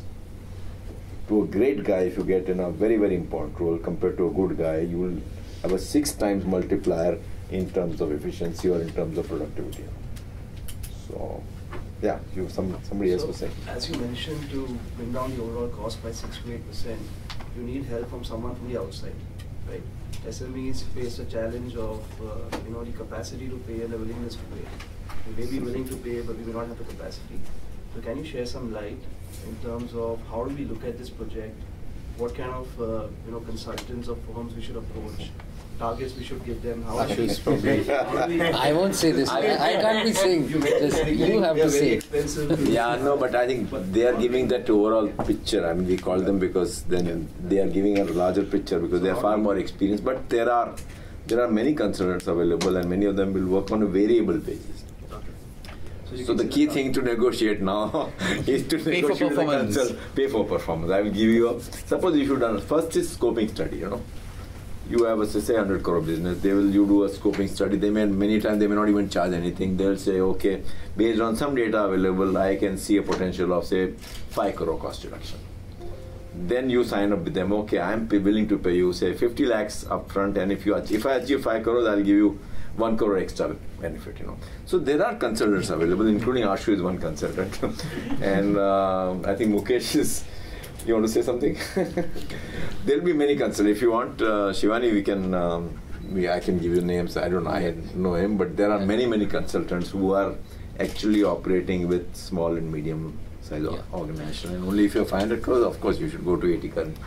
But there'll be, I'm sure there are. There'll be many.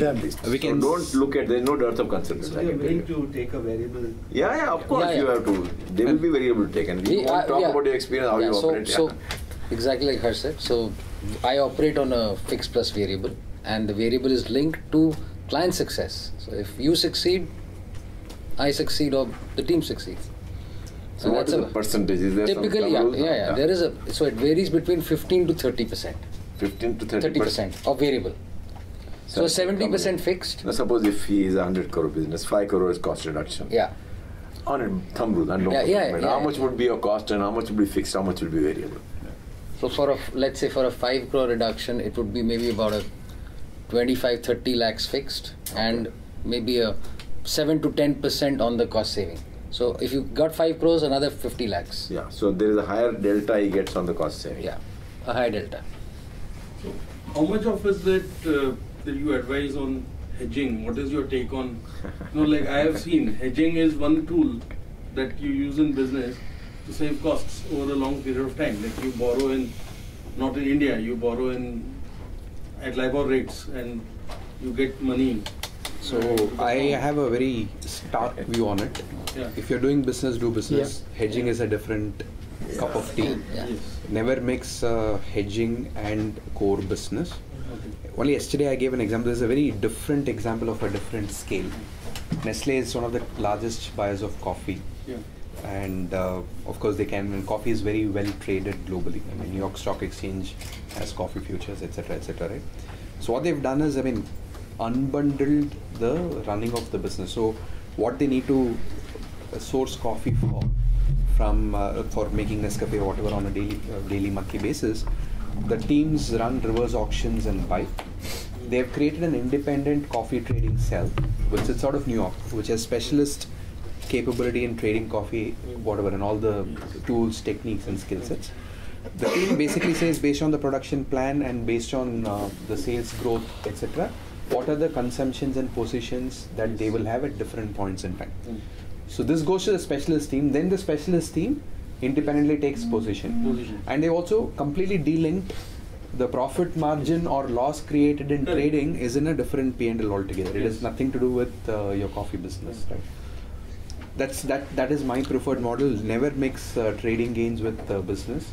You have completely different capability. I think one of the pitfalls is people get a comfort that, I know how the commodity is moving. Even the best guys get probably 55-45 hit rate. Yeah. So there are going to be 45% of the times you lose. No one makes 60-30. The best of the traders don't get 60-30. And if that 45% is the first, you hit a first loss, it can actually destabilize your business also fundamentally. Actually, if you can get 70-80% success on trading, you may as well stop the business and get into trading. You'll make more. Sorry, the other thing is just the hedging part of it, right? First is important to understand what are the natural hedges in your business. Are you getting too much exposure? So we are saying is don't trade, so don't try to speculate on that side, and understand also hedging has a cost. So if there are natural hedges, just balance on that. If you have too much exposure, hedge that business. So don't speculate, hedging is okay. If you're an export business and you want a dollar hedge, to be covered, those are you're using a bank to do, but don't take positions to speculate on dollar rupee movement. You have to take a cover of. I will tell you what we do, because I think he rightly said your core business is more important. It's impossible for anybody to predict what will happen to the exchange, especially dollar and all that. So don't waste too much time in predicting and how much should I cover, not cover. We have a very simple policy. We take options, Yes. So if there is an upside, you get some upside, but there's a cost to options. Yes. And it's very clear that people will not start speculating, because organizations like Wokart, they were almost wiped out because they started taking big hedges and big positions on foreign exchange, things like that. So don't do that. I think your core thing is to concentrate on your business and either do a hedging, which is a safe hedging, just cover for your exposure. Cover for your exposure rather than trying to take too much risk on that. I think this is my advice, and concentrate on your core business, the returns will be more. Yeah. Sorry. How are you doing on time? Looking for a break, and another 10 minutes to take a break. The idea is saying, okay, our factories are large, our mills are also large on the other side. Can we do pneumatic movement? What wheat flour comes out, put it in silos, then fill tanker lorries directly from the silos using pneumatic conveying. And similarly, at the receiving end in the factory, put a handling mechanism which can draw out flour from the containers using pneumatic process. It cut down the losses to 0.1% or something. The handling losses came down, which more than paid for. They had a 6-month payback, both for the capex of putting silos on either side and moving to tanker lorries rather than moving in sacks, right? Simple example. So in commodities, to summarize, core commodity, we did talk a little bit about hedging, etc. Some of those techniques work, but it requires expertise. But look at the value addition leg. You will find opportunities for efficiencies in getting some monies out. If I may add to it, the other element is whether you can play on the specifications a little bit. So for example, we worked with a company which is big in tea. Any tea that is a blend of multiple different inputs. Earlier they would have one fixed recipe around it, and hence you are buying around it. And you're buying something from Kenya, something from India, and you blend it together. That's a simple process around it. What we came out is, and the price for all these keeps varying. You come out with saying is create multiple recipes for the same one. So each one has a few different, and you define tolerance ranges, saying is this is the outcome of the tea. And they created a language that didn't exist, saying is a final tea has 5 elements around it. There is a body, there is a taste, there is a color around it, and they put numbers around it and gave around. And created the algorithm saying is okay, around this now, if this is the output around it, this is how much I can add. Now as the pricing varies around it, you start buying differently, because now you say at a point of time given, because India prices are higher and Kenya is, this recipe works better. At a second point of time, another recipe works better. You're creating more flexibility for you to be able to do it.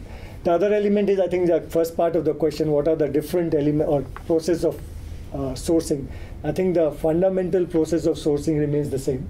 What we call, and organizations worldwide uses the 7 steps strategic sourcing process, which basically starts with first figuring out what are the category requirements from your side, doing an assessment of the entire supply landscape, and then getting into a whole process of saying is how do you run an RFP around it, whether it's how often do you run around it, and then getting even into vendor evaluation, etc. So it's a very clear methodology applicable almost in every case. Obviously within that the variations exist, but those 7 steps on knowing the category requirements, supply landscape, etc., that remains constant across whatever you're buying. There's a seasonality and differences in quality part. Seasonality you need to store. I think that's the simplest thing. You'll have to incur the cost of storing. More often than not, markets are able to absorb whatever the storage handling cost is. Part of the quality issue is addressed, blending. I mean, we've done work for ITC, tobacco sourcing.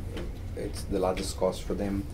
They have arrived at multiple recipes to still give the final quality of smoked tobacco, irrespective of crop variations year on year.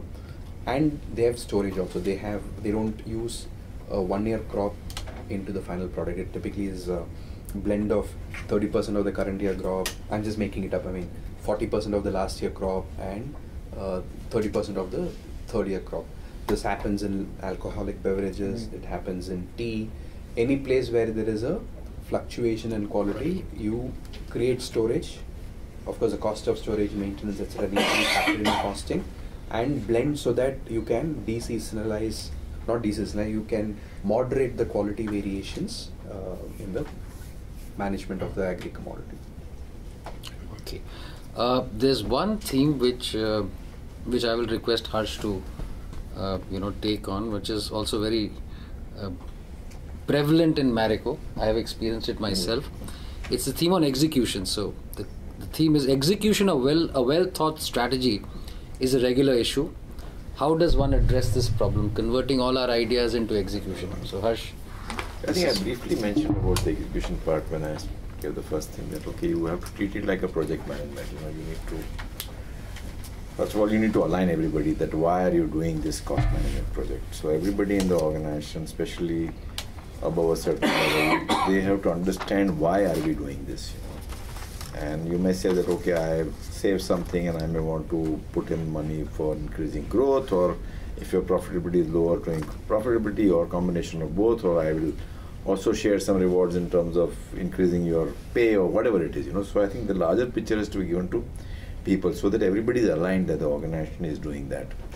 And then once you arrive at some sort of a roadmap of what all options are there to reduce costs or to improve cost structure or increase value, you have to break it down into different projects, and for each project there will be one owner.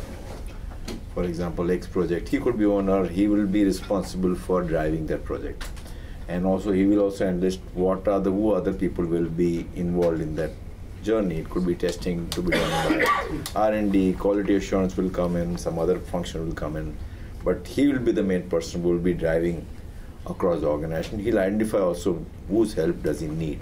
And everybody is aligned that this is some project which the organization is doing. He's leading the project, and all 3, 4, 5 of you have to work with him in terms of as a team to drive that project. And then you basically have a list of all the projects. Many of them are exploratory projects, some of them are confirmed wins where you will definitely at the beginning that you will be able to succeed, but many of them are exploratory. So it may take 3 months, 6 months for you to arrive at testing, prototyping, and then deciding go, no go, So I think all that is made very clear. If it is exploratory, what are the explorations you need to do?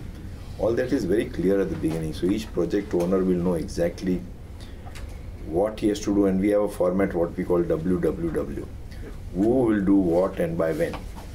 So who is, reducing plastic cost, who is him, what is plastic cost reducing caustic, and when will we review next, or what is the target date, or what.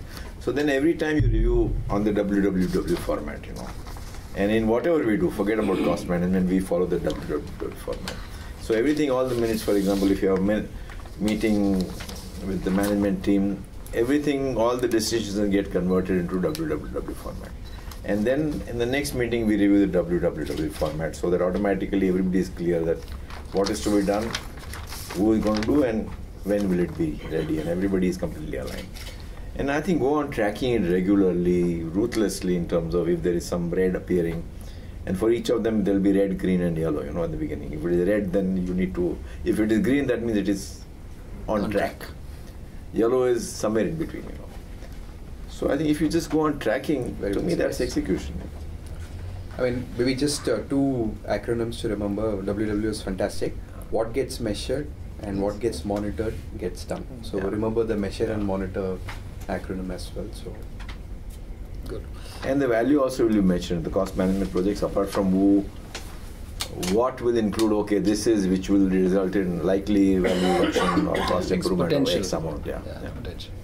So on this same question, I had an idea, because internally people always have the escape buttons, right? So I had an idea that I wanted to sound it off all of y'all in your opinion. That can we hire an intern to be a project manager, like from a top B school, so the people in the organization will also respect them? Or should I get an executive assistant who can, be the project manager? So, finally, it's about the project and matching the capabilities. If you think that the intern has the capabilities, so you need a focused person. So that's the right way of thinking. It's about thinking about the capabilities and having a full-time person. So I think in that direction it is fine.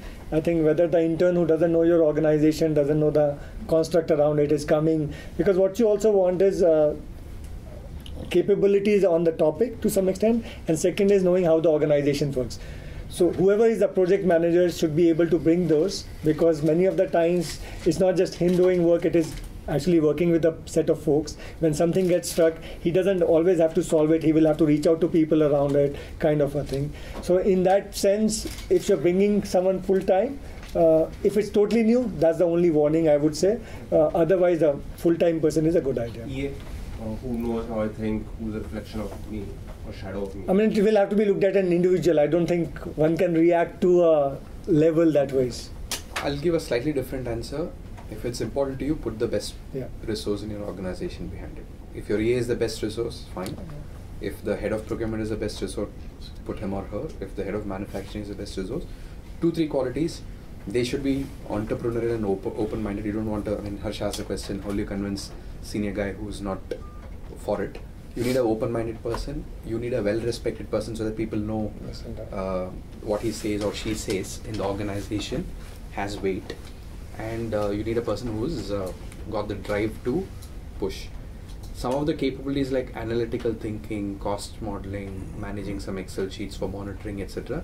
You can embed an intern to support or a EA to support, but the stature, the respect, the drive and the open-mindedness are features you look for. Whoever has that will be a good project lead for you.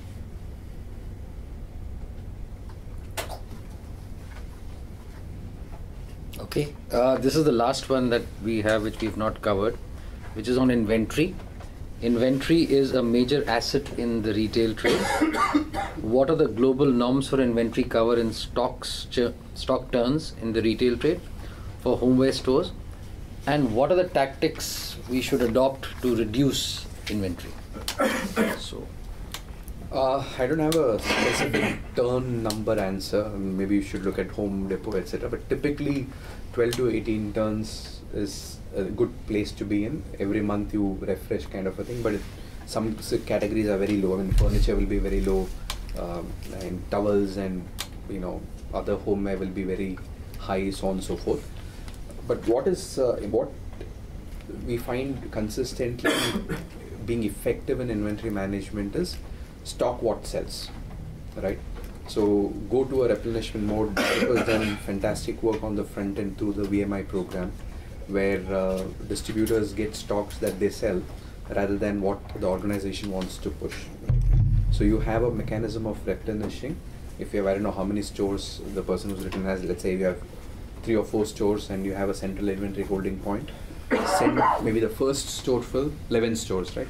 First store fill, you will have to fill the shelves. You can't have an empty shelf in a retail outlet. It's not generally a good practice. So you need to fill the store to look full. After that, wherever you're getting inventory from, replenish what you're selling, as long as it's a running product. If it is there, I mean, again, you can look at your inventory into buckets of regular. I mean, I have hand towels which always have to be kept, versus there are some special seasonal products I do. In a regular product, you go for replenishment. You keep central stocks of a commonly running product, and then sell shift to the outlet what is actually sold. For seasonal products, you have to place, it's a kind of a promotion, it's probably a short time window. You take a judgment call on what is likely to sell, send something to the store, but again, don't send all the inventory to all the stores. Send what you expect to sell, and rest keep it centrally. And a good example is when Toyota is known in automotive industry for efficiency. They used to have distributor stocks all across America for their regular cars. When they launched Prius, they kept all the Prius stocks in just one place, because it was a hybrid car. They didn't know what will be the acceptance rate, no past demand pattern that can be used to forecast what it will sell, etc., etc. So having a central inventory helped them. Of course, the product turned to be a great success. Now I'm sure they have stocks everywhere. But when they launched, whereas all the other regular cars, the Camry, which is a fast selling car, was kept all across US, right? So where you have visibility to demand pattern, distributor stock holding is good. Where you don't, centralized stock holding is better. In fact, on the retail side, that's why inventory is a crucial topic on it, and that's why usually you will try to saturate a market with stores rather than spread yourself wide. So instead of focus on a region or a city rather than the industry. And why it is crucial is because if you are focused and saturating a market, you can afford to have a warehouse in that place. And the ideal position should be that you are able to serve each of these stores almost on a daily basis, so that most of the inventory is held back. And the more aggregated it is, the lesser the inventory that you will require around it. Also, it also helps is ensuring that to just drive discipline, stores which are in expensive places that real estate is don't have much of a backroom space. Actually, don't even allow for it. Have most of it customer focused as a space 80% plus, so that you don't stock anything really over there except for a minimum a day's inventory kind of a thing, and you're working through a system that is then disaggregating based on whichever store demands it. But I mean, it's difficult to give a number for a home concept like this. We can come back on it. But okay, so we're through with the questions, and if there are any other questions from the audience, we'd be happy to take them. Please go ahead. So we are manufacturers of machines, and they are very specific, so we cannot get into bulk manufacturing and keep all of them ready. So how does a just-in-time manufacturer design its costing system? Like, we cannot procure all the electronics or the parts which go in bulk together. Some of them want a longer machine, some of them want a faster machine, some of them want a slower. So how do I design the costing when I start with becoming an efficient company in that case? So the construct is you're a make-to-order organization. So the important aspect would be when you take the order, and having a good backup of bill of materials that the order requires. let's say you're making a lathe, there's an electrical component, there's a mechanical component, there is some materials to be bought, etc., etc. First step would be to estimate what is the bill of material for that particular order, and have standard costs based on either past experience or your alliances with people. I mean, I started off with Larsen & Toubro switchboards. They do a lot of made-to-order equipment. I'll give a switchboard example. There was panel was made of sheet metal. Then there were a lot of indicators. Switchgear was there. Fuse carriers, switches, etc. Then there were indicators, and so on. So there was wiring harness, etc., etc. For each of them, we had standard rates based on past experience. So if a new project company, let's say a DLF came and said, for this housing project, I need a electrical panel of these specifications, so many kilowatt hours of whatever the right specification. We used to first create the bill of material to say this is what it takes, have all the costs for each of the items from the database used, and on top of it you also have a conversion. I mean, you have to put it all together, so there will be time and materials used for assembling the board, transporting the board, etc. So for each of them you have standards based on what you've done so far. Add all of them up, and right at the bidding stage your quote is based on what you can deliver. Then it becomes a easy part. The mistakes people do is don't have a very robust cost estimation while they take the order, and in the rush to things, and you might have to walk out of some orders when you know the price has gone below your cost of delivery, but not having a very good understanding of what it costs to deliver even before you take an order is the first important step. The other interesting things they started doing was to get into alliances, saying, okay, my typical volume of machines are growing. I used to do 12 machines, 1 machine a month. I'm now going to go to 2 machines a month. If I do 2 machines a month, I used to buy 20 meters of wire. I'm just making it up. Next year I'm going to make 40 meters, and the year after I'm going to make 80 meters. So start negotiating at the back end with a wire provider to say this is your progressive scale. Start factoring that and giving me your standard cost. You start your 80-20, break down what are the 80% of your cost drivers. These are the 10 vendors who provide the 80. Start having a long-term conversation, reducing your or building efficiencies in your cost. These are the two suggestions I'll have for that. And so you can also say that, okay, if I achieve say two pieces of wire or 4 pieces of wire, have the a cost scale will down. be that. Scale, So yeah. you may not be sure at the beginning of the year, but you arrive at an understanding that if I do 10 next year, then you'll give me a 10% discount. So automatically it's built in, depending on your volume. Okay. Yeah. Thank you. Yeah. Yes, please. Can you just comment a little bit on the technology tools that may be available off the shelf, or even a small team could be commissioned to create that may help in better cost management, optimization, even execution, because a lot of these things will require some tech infrastructure. Okay, again, we use a lot of off-the-shelf tools. For monitoring, there are tools like Click, which are simple MIS sold as per license cost, which is 100 rupees, 150 rupees per month kind of cost, which will pick up either data from Excel sheets or even talk to some ERP systems and put the right data in a visual format. For example, if you have a cost reduction, which means I need to get the cost of a plastic widget by 10% down in 6 months, you can start tracking, am I actually achieving it? Is that cost being rolled out for the entire quantity that I'm buying, etc., etc. So it's a kind of a visualization tool. The second tool we use is Zoho app. And there are many, by the way, I'm just mentioning a couple of names. Again, a very low-cost program or project management tool. You don't need an MS Access or a PERT CPM tool. Again, available at reasonable cost, pay-per-use on a monthly basis. To the point that Harsh made, if you know who's doing what by when, that has broken down into actions. That actions can be coded in, and red, green, yellow tagging on a weekly or a monthly basis can be put together. In fact, some of them actually now work on smartphones also. You don't even need to have laptop or a PC access to get to these. So Zoho kind of tools for project management, Click kind of tools, and there are again sophisticated solutions. And I think Marico uses Tableau. It's a costlier but more sophisticated version. Power BI is another solution from the Microsoft team. Power BI is what Microsoft tools is. Again, they come at a price. there are also low-cost startups who like or Zoho, which provide similar tools with probably not enterprise functionality, but it's okay for a small medium enterprise to use because it is functional for the needs that you have. So there is a set of pipeline or a project management tools that Kaushik is talking about, and they vary based on the scale, and there are Zykers and Civo, etc., which are more expensive, can get integrated into your, if you have an ERP. So they get more expensive, and then there are these low-cost solutions like Zoho that exist. And then there are point solutions saying is which category you are operating, if it is logistics optimization, and in that you have to create a network. It can be as much, you can do in an Excel if it is not too complicated, a bit more complicated, it can be a premium solver on that. And then there is more and more complicated solutions. So for each functional area also there are tools that exist. Based on the need, you'll have to figure out which ones to pick. That lady had a question. Sorry. So, Mr.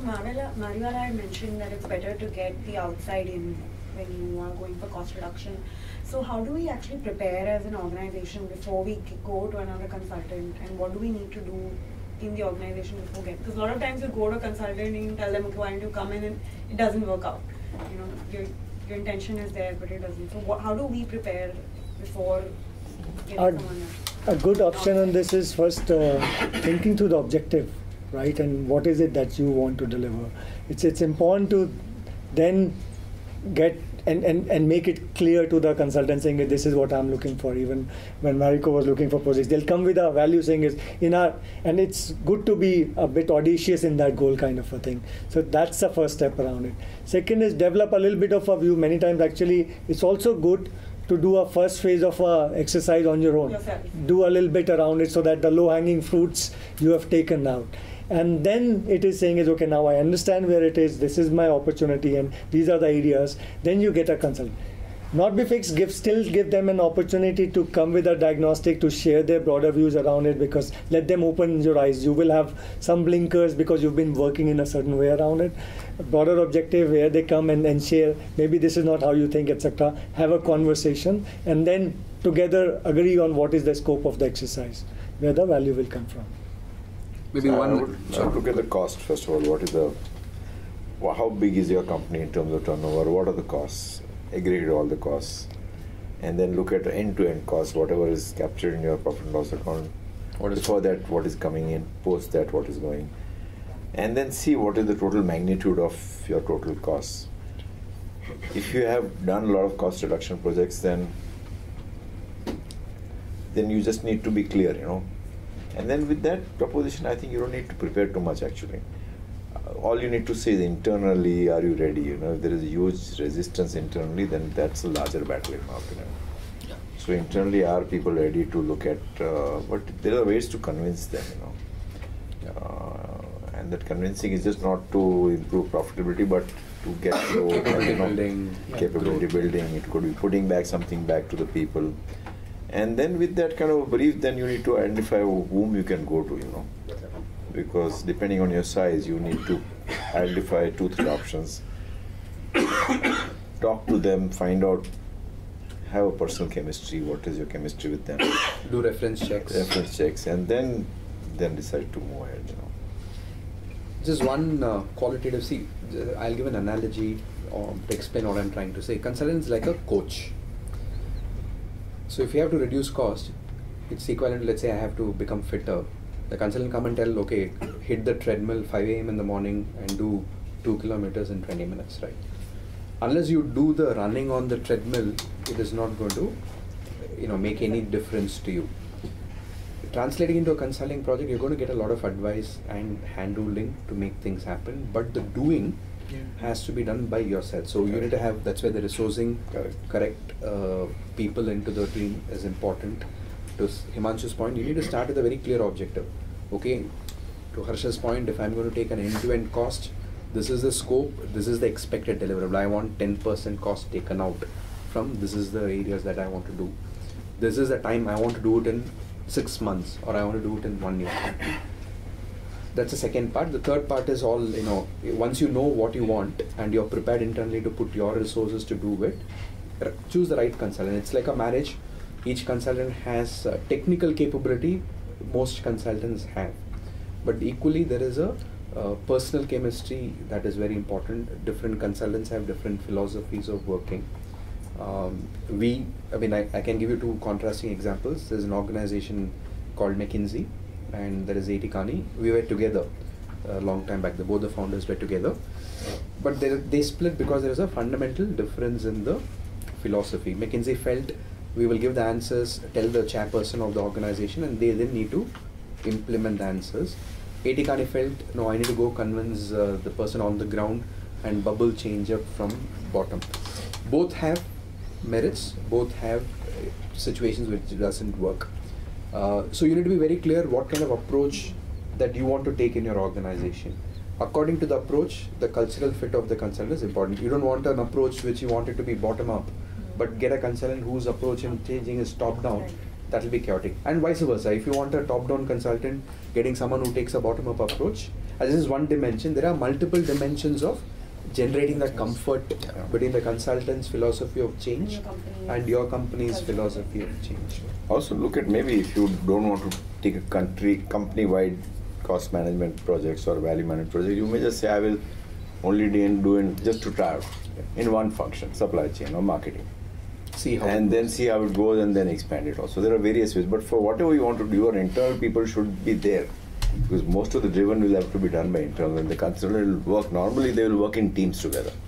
So they're not going to come and give you a report. They will actually sit down with you all, work in teams, and then leave it to your people to move forward. If they're meeting with some roadblocks, how do you overcome the roadblocks? So your team will have to do a lot of work, and to that extent they should have enough, shall I say, capacity to handle all that. So you had a question? Yes, so we are into manufacturing of material testing machines. So it goes into rubber, plastic, metal, textile, each and every manufacturing sector for testing the raw material strength. So the way we have designed our manufacturing module is that we do the software, the most important parts like the software, the designing, the intricacies are done by us, and the more general parts like the frame manufacturing, the electronics are outsourced. So we thought that is a more efficient one than getting into bulk production. So in that case, what happens, some of the specific products are done outside. Now we have observed since 1 year that cost is increasing a lot because maybe that person is not very efficient and we have no control over his costs or his manufacturing setup. Sometimes he's rigid to make it more more advanced, like he's not ready to get into CNC, he's more into the traditional manufacturing setup. So that impacts our manufacturing time as well as costing. And second, what happens is there is another lag of the powder coating and the frame manufacturing because they have workload. So we don't have control over these costs. One question is how do I manage that? And second is we have a massive investment in the R&D, like the softwares. We have project-based software guys who we have to spend crores on developing the product because we have to again bypass the top manufacturer in the world. So how do I design a mechanism where I can recover that cost as well as one control the cost which is dependent on outsourcing module? Okay, I'll attempt at an answer. But I mean, I understand the issues. I can intuitively see. First, again reflecting on my project experience, before quoting, I would do double check on what is the delivery time for the mechanical parts you're outsourcing, what is the pricing that they are willing to commit. Both of this in a written format should be done before you give your quotation to the customer.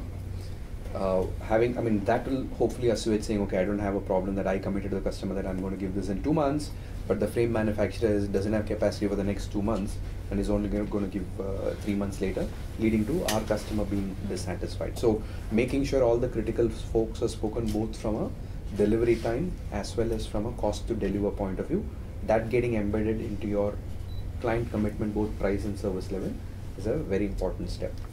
The second thing is a little bit long term. You need to look for alternate vendors if your current vendor is not necessarily willing to do what you want to do. But it won't happen instantly. You will have to create maybe an 18-month plan to say, okay, what can I do to either identify new vendors or develop someone who can do what I need to do. Those are the two broad approaches I can think of on the first part of your question. I would overlay on that also is first is taking a structural view on what I need to keep in my own sources outside. I think broadly, you have talked about it, but rather than intuition, what we do is a framework looking at it is what is strategic versus non-strategic to me on what I'm doing. And second is what is the supply side maturity around it, right? And which tells whether I can add value or not add value. Anything which is not strategic to me, and I don't think I can add more value than, so the good supply side exists around it, clearly needs to be outsourced. Versus anything that is strategic, and those are the two boxes, and I think I can add value, has to be inside. Even things where you think it is not so strategic to me, but the supply side doesn't exist, you need to, on a longer term, while you are saying is I need to develop vendors, etc. if I can do. In the short term, there may be a need that you need to do internally. Because you're competing, if you're competing with global players, if you go out and the supply side is not existing, you will be inefficient or you will have service issues coming out of it. So that strategic view of what you do internally, take a much more considered and a structured view around it. That will help then also guide saying is what can I do in the short term versus what I need to do in the long term. I may add a small point because I am very related to this kind of work. When you are defining, and you spoke about both of them, what they said at two ends. When you are looking at your vendor and he's putting out basic structures, frameworks, and you're saying technologically he's not putting in or he's not upgrading to where you want him to be. So the components that are in that zone where you need technological advantage, those are the areas you need to be conversant with and specify properly so that you're not at his mercy. So that's the technological angle is somewhere where you may still have a vendor, but you have vendor A and vendor B, and make sure that you are looking at that aspect as well, separately. Second part. So also, how important is are you to that vendor? If you are a very small part of his business, then he may not pay. But if you're important, then you can influence him in terms of improving productivity, and you can also. He's only doing stuff for us, like 90% of the time. Then it's very good. Then you're independent. Then you can influence a lot. He needs you more than you need and you can actually go to his shop and tell him to how to improve productivity. That's what we do with all the plastic vendors. So we've been able to improve productivity as well as the subcontractors and all that. There are even constructs that exist where it's almost like your manager is running that factory in some ways. He's just providing the manpower or his land, etc. So you can get integrated to multiple levels, especially if he's so much dependent on you. Part 2, R&D is a tougher nut to crack. Willy-nilly, you need to have a forecast of how many pieces of that software you're going to sell and apportion it through the lifetime. So you spent 1 crore in developing it. Are you going to sell 100 machines with that software or 1,000 machines with that software? You then do a divide by 100 or divide by 1,000 based on your estimate. That's one part. The other important part is also what the customers can afford, where to some extent your competitive benchmarking. Since you're doing import substitution, typically the total landed cost of the product you are replacing can be a good guide. Okay, that imported product is being sold at 1,000 rupees per test equipment. I'm just giving an example. Your total non-software cost, let's say, comes to 200 rupees. And you think the client is happy getting a 20% reduction and will pay 800 for an Indian piece, right? I'll charge 800. So then what happens is the 800 minus 200, which is gone for the mechanical component, the 600 becomes per usage license for your cost. Those are two ways to arrive at. One is if you have a good estimate that I can replace the total need of the market is 1,000 pieces. Because of my advantage, I'll get 30% market share. So I'm going to do 300 pieces. 300 pieces, 1 crore divided by 300 pieces, so much per piece that I sell is one approach. But I would also do value to the customer down. What can the market absorb? And hence, what can I price it at, still being competitive? So these two dimensions will at least give you some directional answers. There's no precise way to. Yeah, it's I think by doing a man financial, arriving at a certain model. And use multiple perspectives. I mean, what the market can soak, what your cost minimum recognition must be, and it's also important. Sorry, it's not just one-time development. Many times, the software has a life beyond installation. So you'll have to also cost appropriately the ongoing maintenance cost. So that needs to be given. It's not with the technology. Yeah.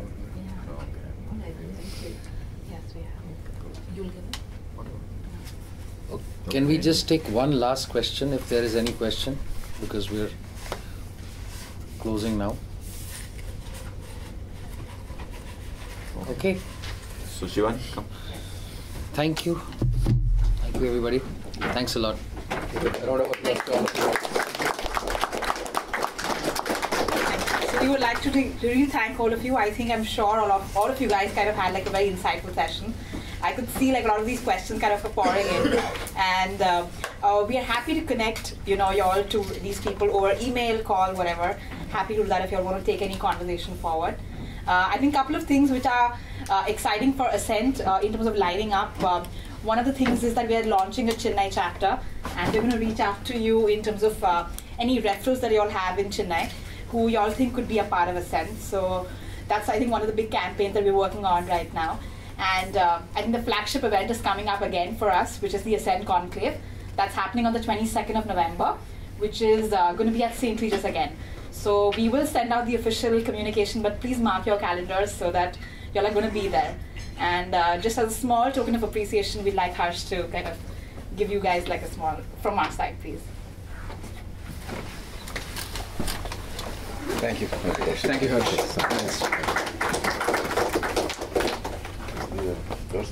Yes. These are my son's products. Thank you. Thank you, Harsh. Thanks a lot.